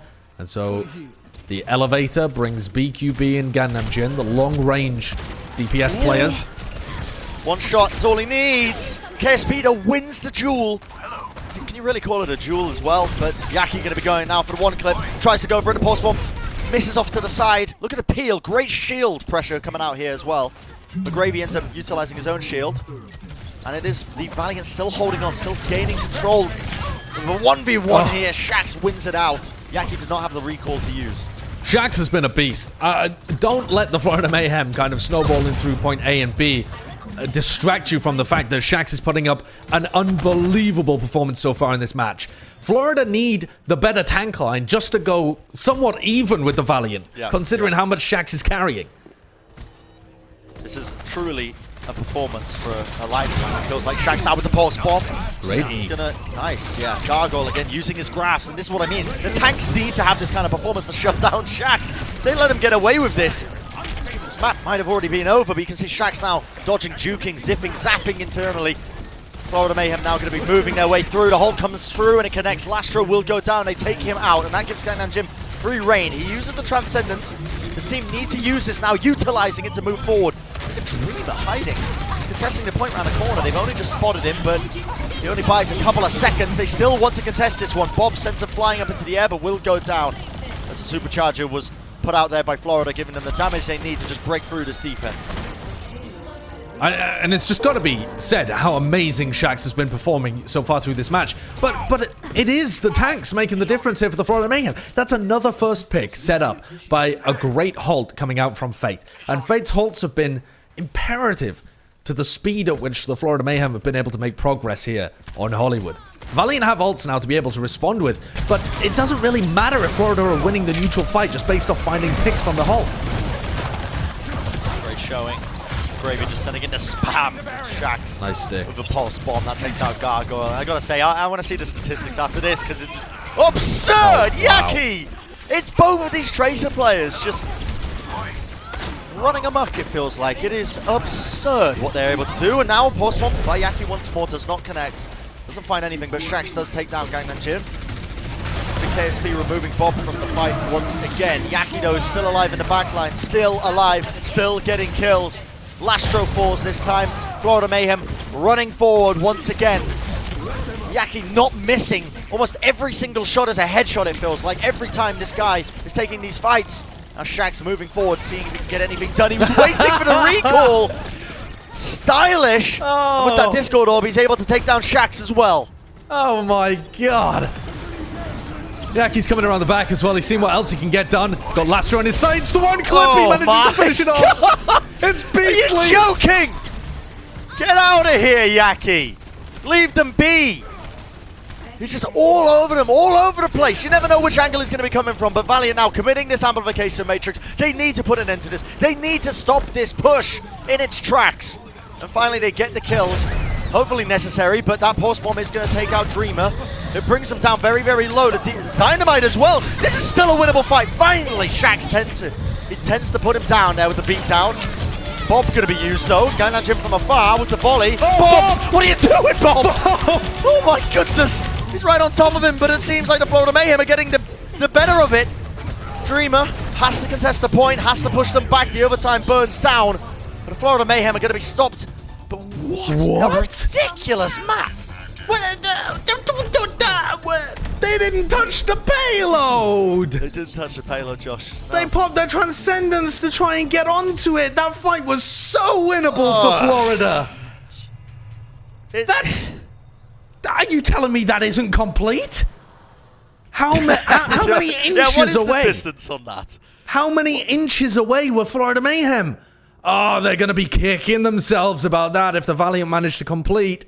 Yeah, that's given the Valiant a window here. It might seem like such a small error, but that could make all the difference. Florida made amazing pace there through point A and point B. They got snarled up a little bit towards the end of point B, but they were just finding so many crucial first picks. Amazing opportunities for halts to come out. And then Yaki goes on a tear towards the end to unlock point C for them, and they just let it slip through their fingers. This game is really testing, I think, my ability to read the flow of the game, because I'm going to be honest with you, Brent. I thought they had captured there. When the game ended, I thought they had full completed. And then I looked at it and I was like, wait a second. Well, Florida Mayhem's Bob got the better end of it, I think. It got taken out, and that pushed the card in a decent degree. I mean, the Bobs were doing all sorts of stuff. We shouldn't have even been showing that on television. It's been an absurd match thus far. And I gotta say, team fights that look winnable for either side, suddenly all it takes is one damage dealing player. Either BQB, Yaki, Shaxx, KSP. They just find picks out of thin air. Yeah. And they turn the team fights around and they make it winnable for their teams. It has been an absurd game. But now, we'll see what the Valiant can do. Rolling out, as you can see, the Dynamite gonna get sent out here by KSP, just putting in a bit of that consistent damage. Trying to build up his ultimate. He's already up to 25%. A lot of Lastro. Discord orb prioritization as well onto the enemy Tracer. It's the Zen and the Tracer playing with each other on the flank there, so that the Tracers have Harmony Orbs and Discords on their opponents. But it puts Lastro in a bit of an extended position is what I was gonna say, but if you hit your shots like that, it doesn't matter. Yaki moving into the backline, he had to try and equalize that, he had to try and salvage it, but he got shut down, and now Florida, look at him go! It's not good enough, Shaxx! Gives him the jukes, breaks a couple of ankles. You can see him in the NBA if you're not careful. 2 kills for him. Great performance so far. What a showing. Shaxx just continues to be a beast. Anytime that I've seen the Tracers genuinely take a 1v1, it seems like Shaxx is getting the better end of it. You know, there are moments when Shaxx overextends and gets punished for it, by the whole team of the Florida Mayhem. But generally speaking, when it's even, it seems like it's Yaki on the back foot. And that's so impressive to me. It really is. And it's up to, you know, Gangnam Jim, to Chris, to Gargoyle, to Fate. These guys need to step up to fill in the void that normally Yaki doesn't need help filling. Yeah. See, Shaxx fall, so there you go. That's that Discord or prioritization again. They're just trying to use it onto, you know, either Shaxx or Yaki, trying to essentially put a lot more pressure onto them to avoid them popping off. And Yaki, look at that. He says, were you talking smack about me, Sancho Bren? You didn't believe me? I'm so curious as to see what the post-bomb efficiency stats are for both of these players, because it feels like every post-bomb is either getting a pick. I know a lot of it's being forcing out the immortality field. Right, exactly. Like either getting the immortality field or getting a pick. There is no middle ground. These guys are so good. Valiant are going to use their ultimates here to try and engage, but they get countered a bit by a Gravitic Flux. Lastro with a pick on Yaki, though, to start things off. Working the flank angles again. The Zen and the Tracer combining together. Yeah, Lastro needs to be careful here. He doesn't want to stick his head out the wrong way. The Hulk comes up. Shield from McGravy, though, is going to protect him. And now Bob, just to kind of stall them out here. Oh, my goodness, Shaxx! What a Hulk from Dreamer, pulling them together. 3 kills for Shaxx. That is astonishing. He's just pulling these picks out. The coordination is there. Dreamer says, listen, Shaxx, I'm sending in the Hulk. 3, 2, 1. Ready and waiting. You know Shaxx is there to follow it up. And for all the coordination that the Florida Mayhem had with their tank line pushing forwards, it's been a great response from the Valiant. Their time bank is phenomenal. And this is where the Florida Mayhem ended up getting snarled on their attack. So Florida needs to put up a defense here, but they have a massive ultimate disadvantage. A preemptive Gravitic Flux there from McGravy just to force them back, because he spotted, actually, that Gangnam Jim was on the opposite side. There was no Transcendence even going to be there. Dreamer now using that Supercharger, but it looks like Florida Mayhem have found an edge into this fight. They've got a couple of opening picks. They're going to find a couple more. And that's well played, actually, being able to take that fight despite the fact that they have the Supercharger down. And a worthy defense, let's be real here, because they needed to do that. When Valiant have 3 minutes in their time bank, you need to stop them there. Otherwise, it's probably going to be game over, realistically. Yeah. I totally agree with you, and I have no idea how the Florida Mayhem ended up coming away with that. Gargoyle got the first pick on former Mayhem player Rain to open that up, and I don't know how Rain allows himself to go down to some spam damage. I don't actually know where he was positioned, but the Valiant had such an ult advantage. They used both tank ultimates and their Transcendence in that fight, and they still lost. That could be devastating for the amazing momentum that they've managed to build up. And Yaki, he's going for it. Oh my goodness! Okay, and I'll be honest with you, when you're above him, when the only thing you can see is ahead, it's pretty easy to get the one clip, but that is still a little bit filthy. Don't know if we should really be showing this one on television, but there you go. Yaki now hunting down Shaxx, trying to get the better of him, trying to force out that the recall. Ends up having to recall himself just to back off. Headshots are just flowing in. KSP now having to go over to one of his comfort rolls to see if he can create some openings. You can definitely find... Oh, messes up the jump shot. You can definitely find a pick here. The question is just whether you're able to do anything after you get that first opening pick. Yeah. And I don't think you're really favored against the Ashe and against the Tracer, even if you manage to get up onto the high ground. But we'll see whether KSP is able to produce magic. He's been good on the Widowmaker so far. A little bit of mistiming there with the Accretion and Hulk from Valiant. And I got to say, what was looking like a very winnable game is now looking a little bit more difficult as well. 1 minute 30, that's all they've got. You can see the Tracers taking Look at Lastro on the point. Look at Lastro's positioning as well. He's over by Jail. He is playing not with the rest of his team. He's playing on the low ground with his Tracer right now. Yeah. And the tank war that's going on, the Tracer battle that's occurring. Finally, they start to commit a couple of people onto it. What a stick from Shaxx again! He forces the Transcendence out, but Yaki's going to answer back with his own. Lastro goes down. What a ridiculous play from Shaxx. Even if they lose this fight, he can be sound in knowing that he forced out the Transcendence there. Yeah, that could end up being crucial. McGravy's at 52% of his Gravitic Flux, so he will get that Flux within the next minute. Whereas Gangnam Jin, he's going to be like so hard-pressed to be able to build up a Transcendence in a minute. That just does not happen. So if KSP's Infosight can open something up and McGravy gets his ult, this could crack open point B. But credit to the Mayhem for making it this close. So hard to push into this though, Josh, when they're just holding onto the high ground like this. Yeah. I mean, what can you do if you're Valiant? You've got to try and push in. Now they're going for the low ground approach, but it's so difficult because Flora can choose exactly when to engage. This time, they're dropping down onto the corner.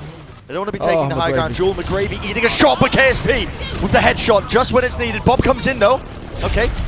Running all the way to the finish line. Run, Forrest, run, but we'll see Shaxx now into the back line once more, but KSP will fall to the Dynamite.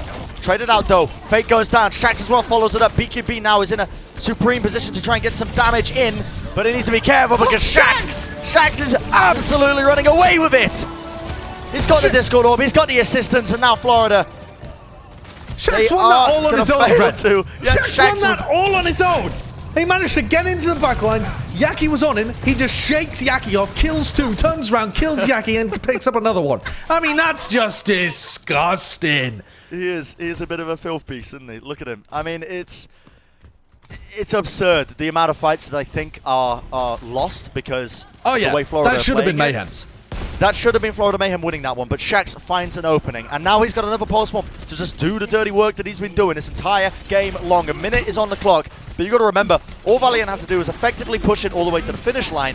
Very doable, given the circumstances. This is a very winnable map for Valiant, but also a very winnable map for Florida if they stop them. Yeah, only 40 seconds left, but so many ultimates available here for the Valiant. They're going to get free push with this Amp Matrix, but it wasn't on the payload, so it's not going to give them an opportunity to round the corner. Shax bullies out Yaki a little bit, but KSP's already fallen. Sticks! Okay, takes out the supercharger, and I believe that stuck onto Fate. He used to fortify, so it dropped off of him, and now we see the Gravitic Flux. What a load of damage being utilized. The Hulk pulls them all in. The tanks of the Valiant are going crazy. They're going absolutely wild. Oh, Yaki! Are you kidding me? Yaki, the 10 seconds left. The misplay from Shax, they have to touch the card now, they have to try and clutch it. Fate moves over to the ball to stall it out. This might be winnable for Florida, but it might also be winnable for the Valiant. They just have to focus down their players. So close now. The overtime is going to begin to burn. Only a couple of players remaining. Fate tries to take him out in the back line, but the players are surrounding the card. Only a couple of players remaining. Bob now moving into the fray. The Transcendence keeping him alive. The boop away is not enough from Lastro. Still looking for opportunities. Still looking for plays. BQB, he has to find the headshots. He has to get the kills, but KSP moving over to the Widowmaker is more than enough of a deterrent. Moving them away now. Once again, the Florida are getting the spawners in. Valiant, they have to go huge. They have to clutch this now in this moment. Otherwise, the spawners are just going to overwhelm the players of the Valiant. But it looks like they might be capable of doing just that. One player remaining. Surely they're going to pick him off. And that is going to be doing it. KSP with the final finishing touches. The Los Angeles Valiant taking the map away. Josh, I am sweating profusely. What have I just witnessed? That final fight was chaos. It went both ways so many times. And KSP just coming back with the Widowmaker finds pick after pick. The Florida Mayhem had many opportunities to turn that. Yaki with the double pulse bomb kill. Gangnam Jin coming back in with the Transcendence. And at the end of the day, Brent, what really wins that map for the Valiant is the fact that the Florida Mayhem did not manage to full complete. Because they didn't get the payload across the line. It all comes down to that. It all comes down to that tiny little mistake towards the end of their attack. I mean, you couldn't write it. It's absolute madness. Rialto, it was the Valiant that didn't touch the payload and allowed the Florida Mayhem to be able to capture point B. And this time, it's the opposite. It's been divided. It's on a knife's edge.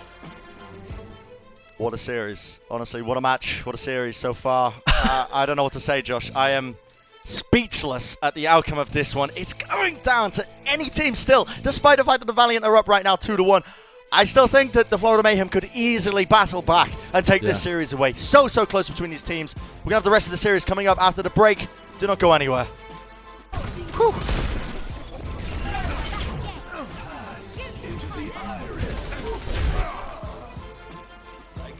The Overwatch League is brought to you by T-Mobile. Switch today and rank up to America's largest 5G network, T-Mobile.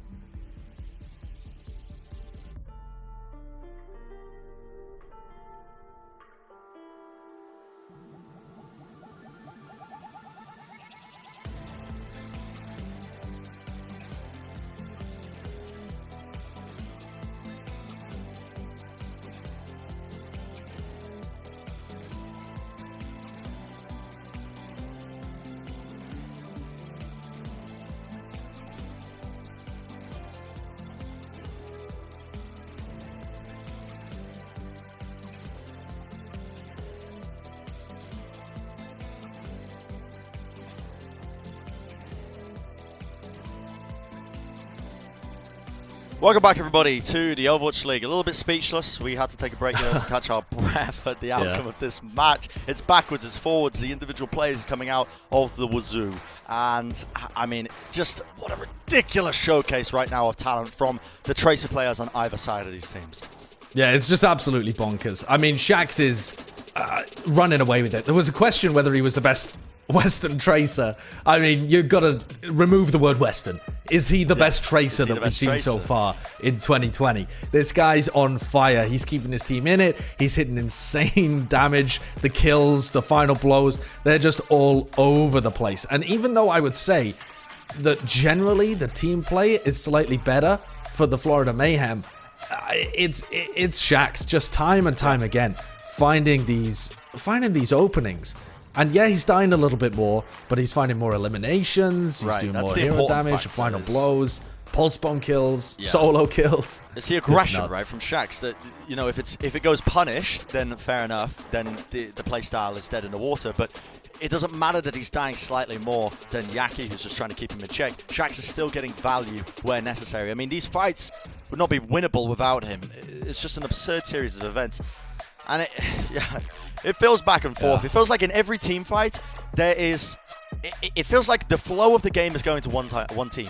And then suddenly, it's either Shax or Yaki or KSP. I don't know who it is. It doesn't matter. Because they just make an insane individual play, and they turn it around on its head. All expectations just being reversed. Yeah, it's unbelievable. I strongly believe that the Florida Mayhem have many opportunities to be able to get back into this. Both Rialto and Hollywood could have gone the other way. I mean, we could reasonably be seeing a 3-0 at this point, but that would not tell the story of the match whatsoever.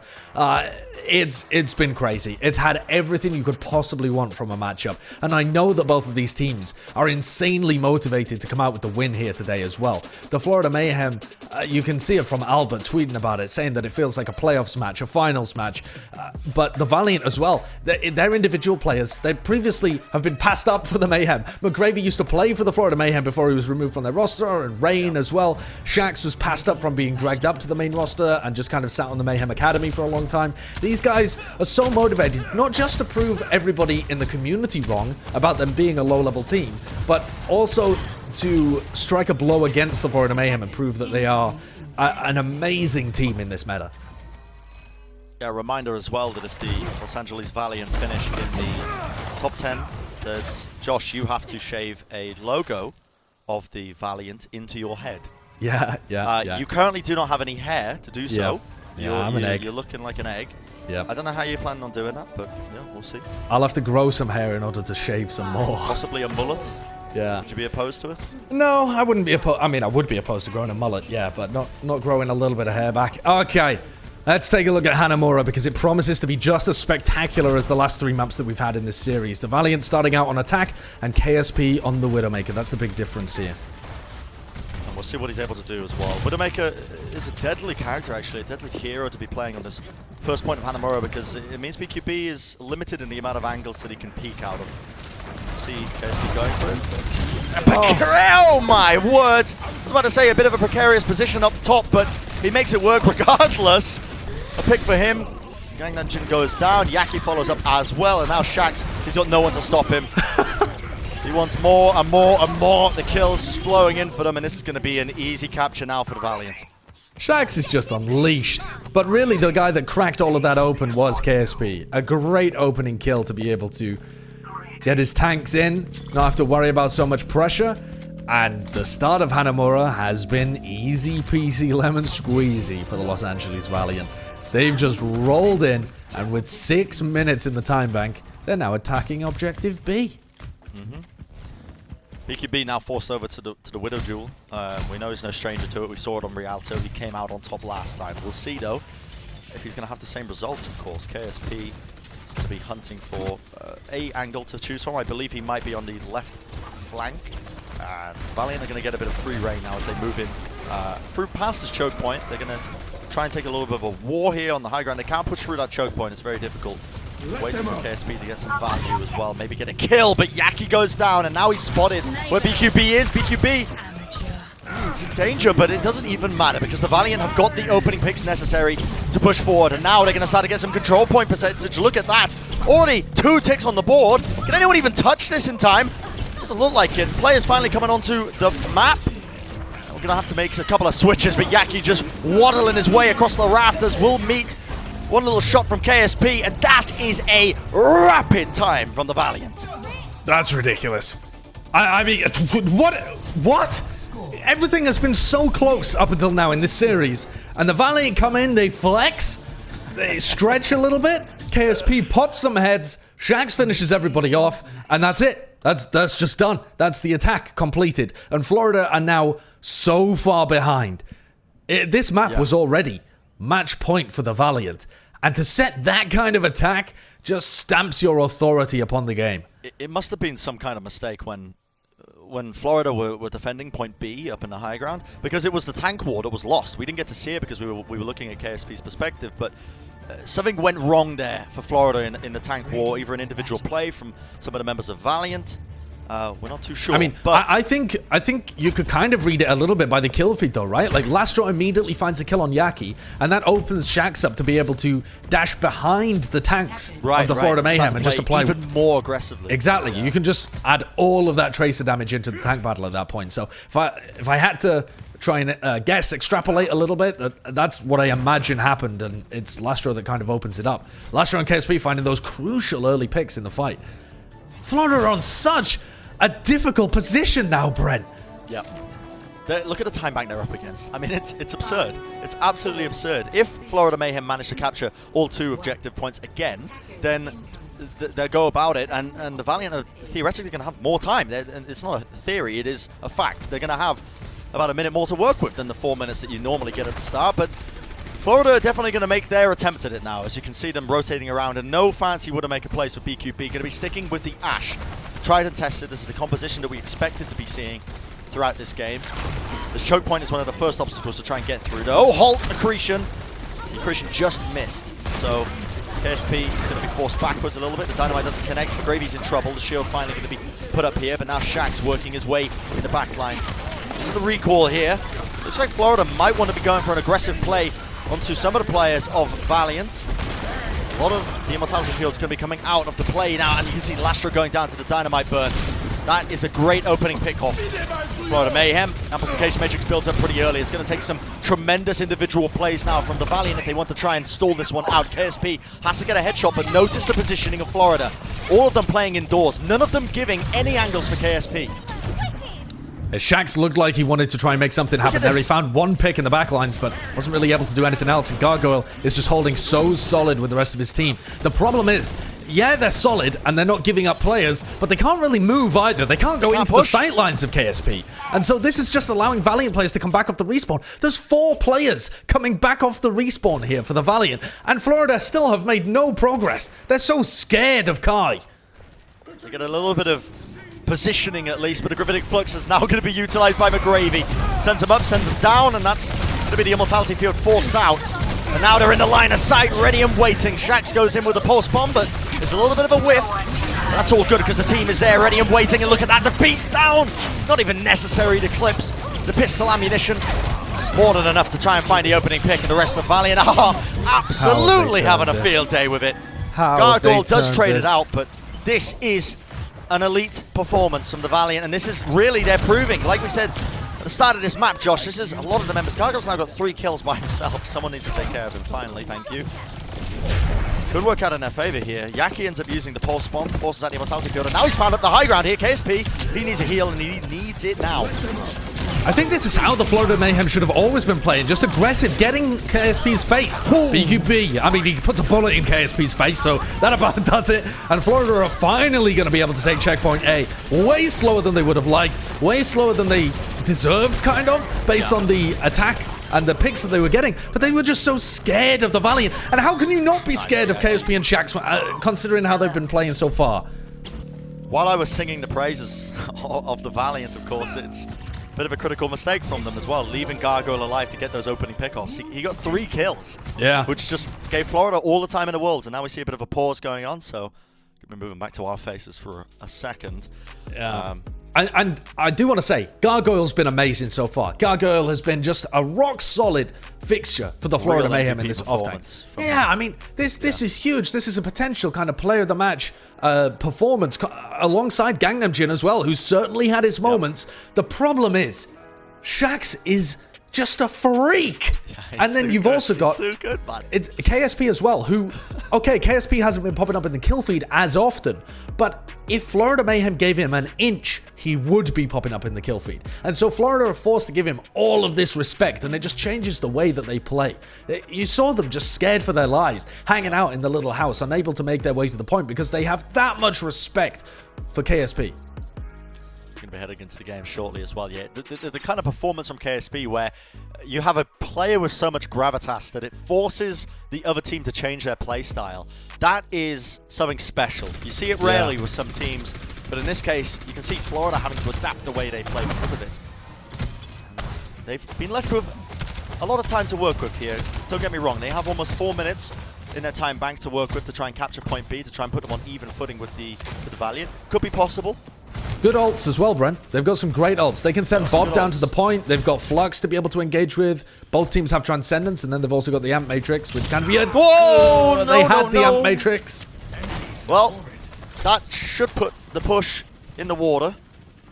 Should put the push in the water. Should put the push in the water. Yeah, you know, it's a phrase. I made it up. And what, Josh? Got someone to say, take it up with the Oxford Dictionary. I'm worried about Chris reconnecting with the rest of his team. Yeah, it's dangerous. Nice hold. Really nice timing. Great timing. Just as Chris was about to cross the sight line, they halt KSP, so his aim is removed. Gargoyle is now making sure his shield is in the way. Oh. Spotted Yaki. It's a body shot. He's going to get the health pack, but they are all over him right now. He could dodge and juke them here with the recall. How does he get out? Yeah, that's kind of ridiculous. And that's actually given a lot of space to Florida. Look at them. They've immediately capitalized off of it. They've moved in, taken a bit of free space because the Valiant are completely split, but BQB dies as he was using his ultimate. Bob, I don't know if he's on the point. He is. He managed to get the ultimate off, so it's going to be a tick at least for them. But Shax evens it out.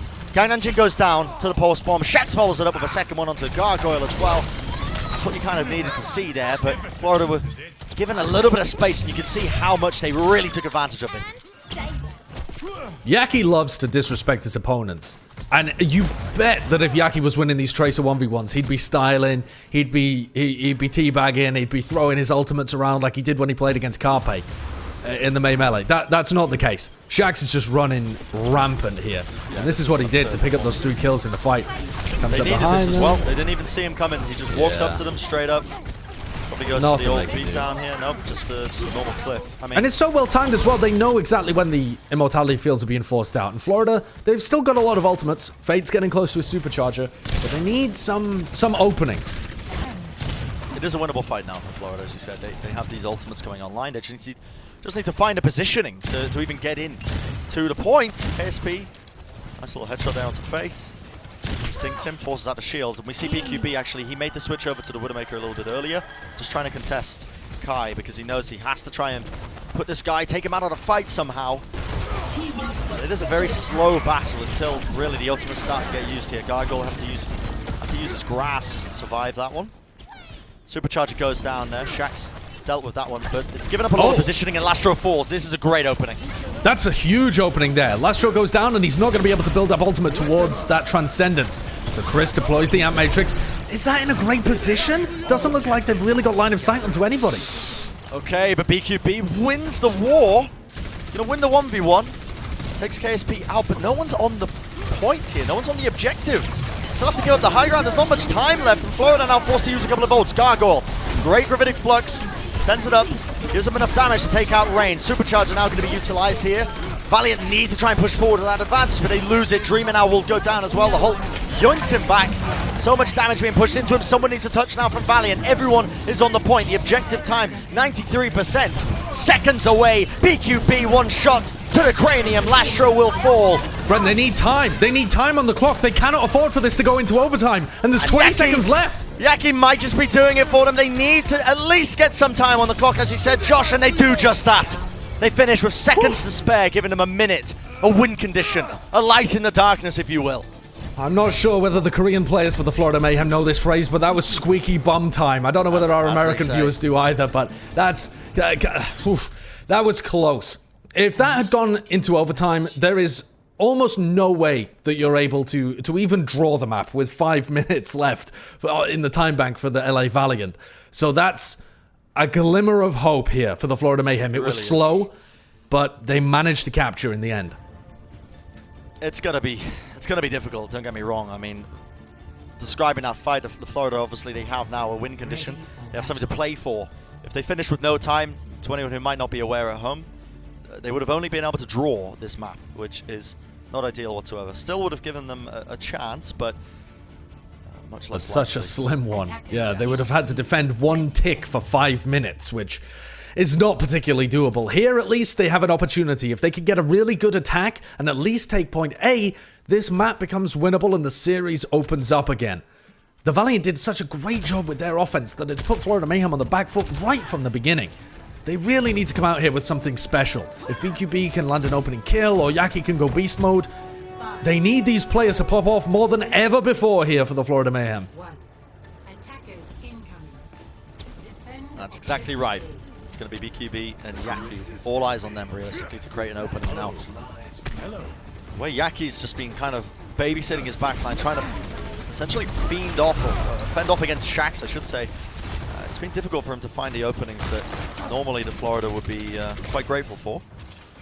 But this time, BQB going to be hunting for a headshot or two. He has to be careful because he knows KSP is going to be on that Widowmaker, holding all sorts of angles. The backline, though, now being assaulted. You can see McGravy is being caught out. Discord Orb is on him. He had to play passive. It's a bit of a pick and split strategy by Valiant. They're playing this angle. Look at that. KSP, he finds the opening. The body shot onto Fate to take him out. 16 seconds remaining, Josh. Is this curtains right now? Not even a single kill traded either. It's not like there's anyone coming off the respawn for the Valiant, the Florida Mayhem. Did anyone touch? It's desperation. Fate going back over to the wrecking ball. There's 3 seconds left. I think Yaki will be able to at least touch here, but KSP is so clean. The tracking, it's perfect. Quick little headshot down to Chris. Is anyone really going to be able to touch this one? Yaki does get the kill onto McGravy. Nice opening. We'll see if he can do anything else here. Gangnam Jim goes, okay, does get the kill onto KSP now. Post bomb. Dreamer forced to use the Fortify. Could be a winnable scenario right now. BQB with the quick shot. Headshot onto Lastro. It's fallen to pieces right now for the Valiant, and it's all off the back of the plays from the Florida Mayhem. Shax, though, finally takes down Yaki, but he's on 40 HP. He needs a heal. He needs a shot. He's waiting for it now. The overtime is ticking. The Shax wants to try and put this one right into the dirt. Wants to put an end to it. All of this mayhem, but a stun accretion again. Gargoyle so on point, but it is Chris who goes down. Now Fate follows just shortly. Gargoyle is the last person on this point, stopping it. KSP is dealing with the rotations. Shax finally takes out one of his mortal enemies, Gargoyle, and that is going to be an end to it in 92%. I thought for a second there, Josh, that the Florida Mayhem might be able to do it. It's winnable for either of these teams if they get the right picks. And honestly, if Shax had gone down there when he retreated and went for heals, that would have been the Florida Mayhem coming away with at least capture point A. But the Valiant, with a great recon test, are able to shut it down. 92.0%. It is winnable for the Florida Mayhem. It's going to be so tough. They need to hold on point A for more time than you even normally get. You normally only start with 4 minutes. And the Valiant, they only required a fraction of that the first time around. So this is so tough. Their backs are up against the wall here. But it is possible that Florida can come out with it. They would need an amazing defense, though. That's right, 5 minutes, 40 seconds. And this is, you know, they made some adjustments to the Assault game mode as well to avoid snowballs like that. To, you know, they changed the way the overtime spawners work. They changed the kind of timing system as well. But yeah, it's still... You can't stop Shax, Jeff Kaplan. You cannot stop Shax. Direct nerve to Shax, I suppose. Not quite. Still has time to work with, and now Florida have the impossible task, and this is realistically for their series, because it is map point now for the Valiant. Only 92%. That's all they have to get, and they win this series 3-1. Getting a win in these qualifiers for the Summer Showdown, it's so important, but also the pride on the line for a lot of these former Florida Mayhem players. My eyes are on KSP, Bren. My eyes are on KSP because he was the guy. He took that top angle and he just found an immediate pick. It's almost the exact same thing that he's going for here. He checks the window towards the back, and if he goes for a grapple shot up top, if he can find that pick, he could just win it right here for this Florida team. have to be perfect. They have to try and create some plays into their own hands, but Gangnam goes down. And now Chris, and now Yaki. Their tumbles, whatever chances they had of success, have gone. Faded to the wind, and that is going to be the slow capture as well. The Valiant players probably already celebrating. I don't think anyone is going to be able to capture this one, and if anyone can't even touch, it might not even be enough. 92% is almost nothing. And the Valiant are going to win the series out. It's 3-1. GGs in the chat are called. What a showcase of talent from both sides, but more importantly, the Valiant proving that they are one of the best teams in North America now. Oh, absolutely. You cannot take anything away from the Valiant in this match. Both teams just going hammer and tongs with a playoff level performances coming out from players across the board. And at the end of the day, the Valiant, they just storm in, and that slow capture progress was just salt in the wound as the Valiant, a team that no one had expectations for coming into this season, take down our finalists from the May Melee in a meta that the Florida Mayhem should have also been elite at, and also are elite at. This does not tarnish the reputation of the Florida Mayhem. They're still an amazing team in North America, but the Valiant have improved, and they are just better than ever. I think we need to rethink of the way we look at this Valiant squad, because I think it's in a lot of people's minds, ours before this match as well. This was really one of the proving grounds. This match here was going to prove whether or not they had what it takes to hang with the big boys, the big teams. You know, your Philadelphia Fusion, your San Francisco Shock, your Florida Mayhem to a lesser extent as well. Your finalists in the May Melee, and they proved it here today. Player of the match is, of course, going to be none other than Shax. It has to be. His numbers were absurd. His plays were absurd. This is a man who might be claiming the title of best Tracer player in the world. Not Western Tracer player. Remove that from the equation. You've got to think about this guy in a much bigger playing field. You absolutely have to. The numbers he's putting up are monstrous. And the opponents that he's facing, they're no slouches either. He just took Yaki, and I wouldn't say that he crushed him, but he was winning out in some of the duels, and then he was just tearing people to pieces in the backline as well. Just amazing play from this guy. And I don't want to overlook KSP as well, because he had his moments. He had some sick picks, and the pressure that he was applying on the Widowmaker was also absurd. But Shax comes out of this match with all of the glory. Oh my god, a fabulous performance. Yeah, truly unforgettable. And a lot of people were saying on social media, we were even saying it feels like a playoff match. Yeah. That's the kind of tension that you could just feel between these two teams. There was not really much joking around in the match chat. It was purely professional, and there was a lot on the line, as we said. Like, think about this, you know, you've got McGravy, who was dropped from this Florida team when they retooled as a Korean roster, who is now playing for the Valiant, gets the win against his former squad. So much more than just qualification points, so much more than just a win in the grand scheme of things. It meant a lot to these players as well. And I think what strikes me more than anything in terms of the storylines and the rivalries between these two teams is Shax. Shax played for Mayhem Academy, and there was a lot of Western talent on that team in Mayhem Academy.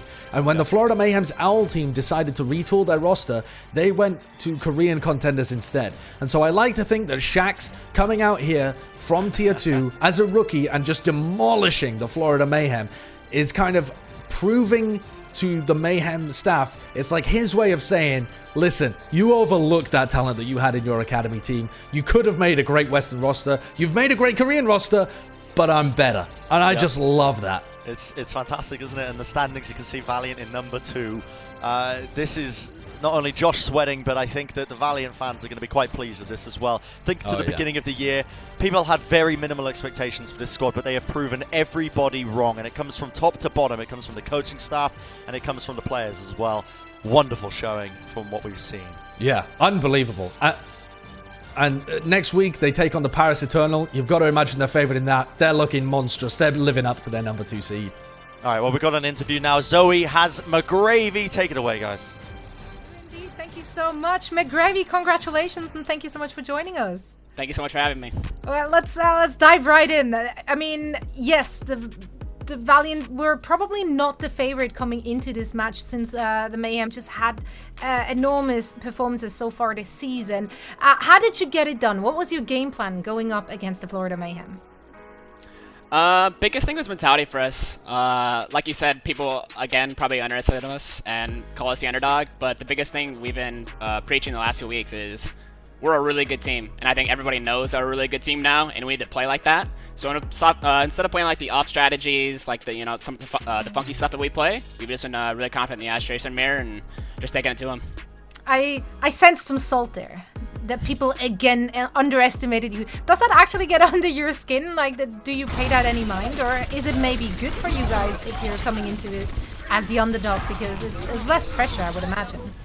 Less pressure, and it makes every win that we get that much better. Especially against, I mean, we have like 4 people from the Mayhem org. Me and Apply were on the Owl team. Shax was on the Academy team. Rain was on the Owl team. Like, to go out there and beat these guys is it's really big.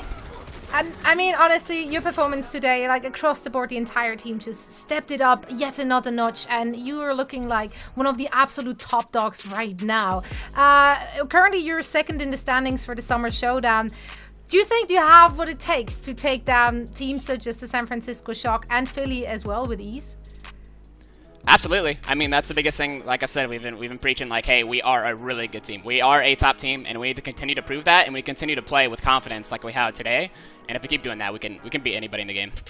How do you feel about the current meta with the patch changes coming in, and of course with the change we're now having in the tournament format where we're not going to have a hero pool in place? Are you comfortable with what's the current meta right now? Yeah, I don't think the patch is going to change too much, but we're really confident with what we're playing right now. I think all the heroes that we're playing right now is arguably our best heroes for every player, and we're just going there with confidence, and we're smoking teams, so we're excited to play more. And we're excited to see more from you and the entire team. Thank you so much for taking the time for a quick chat.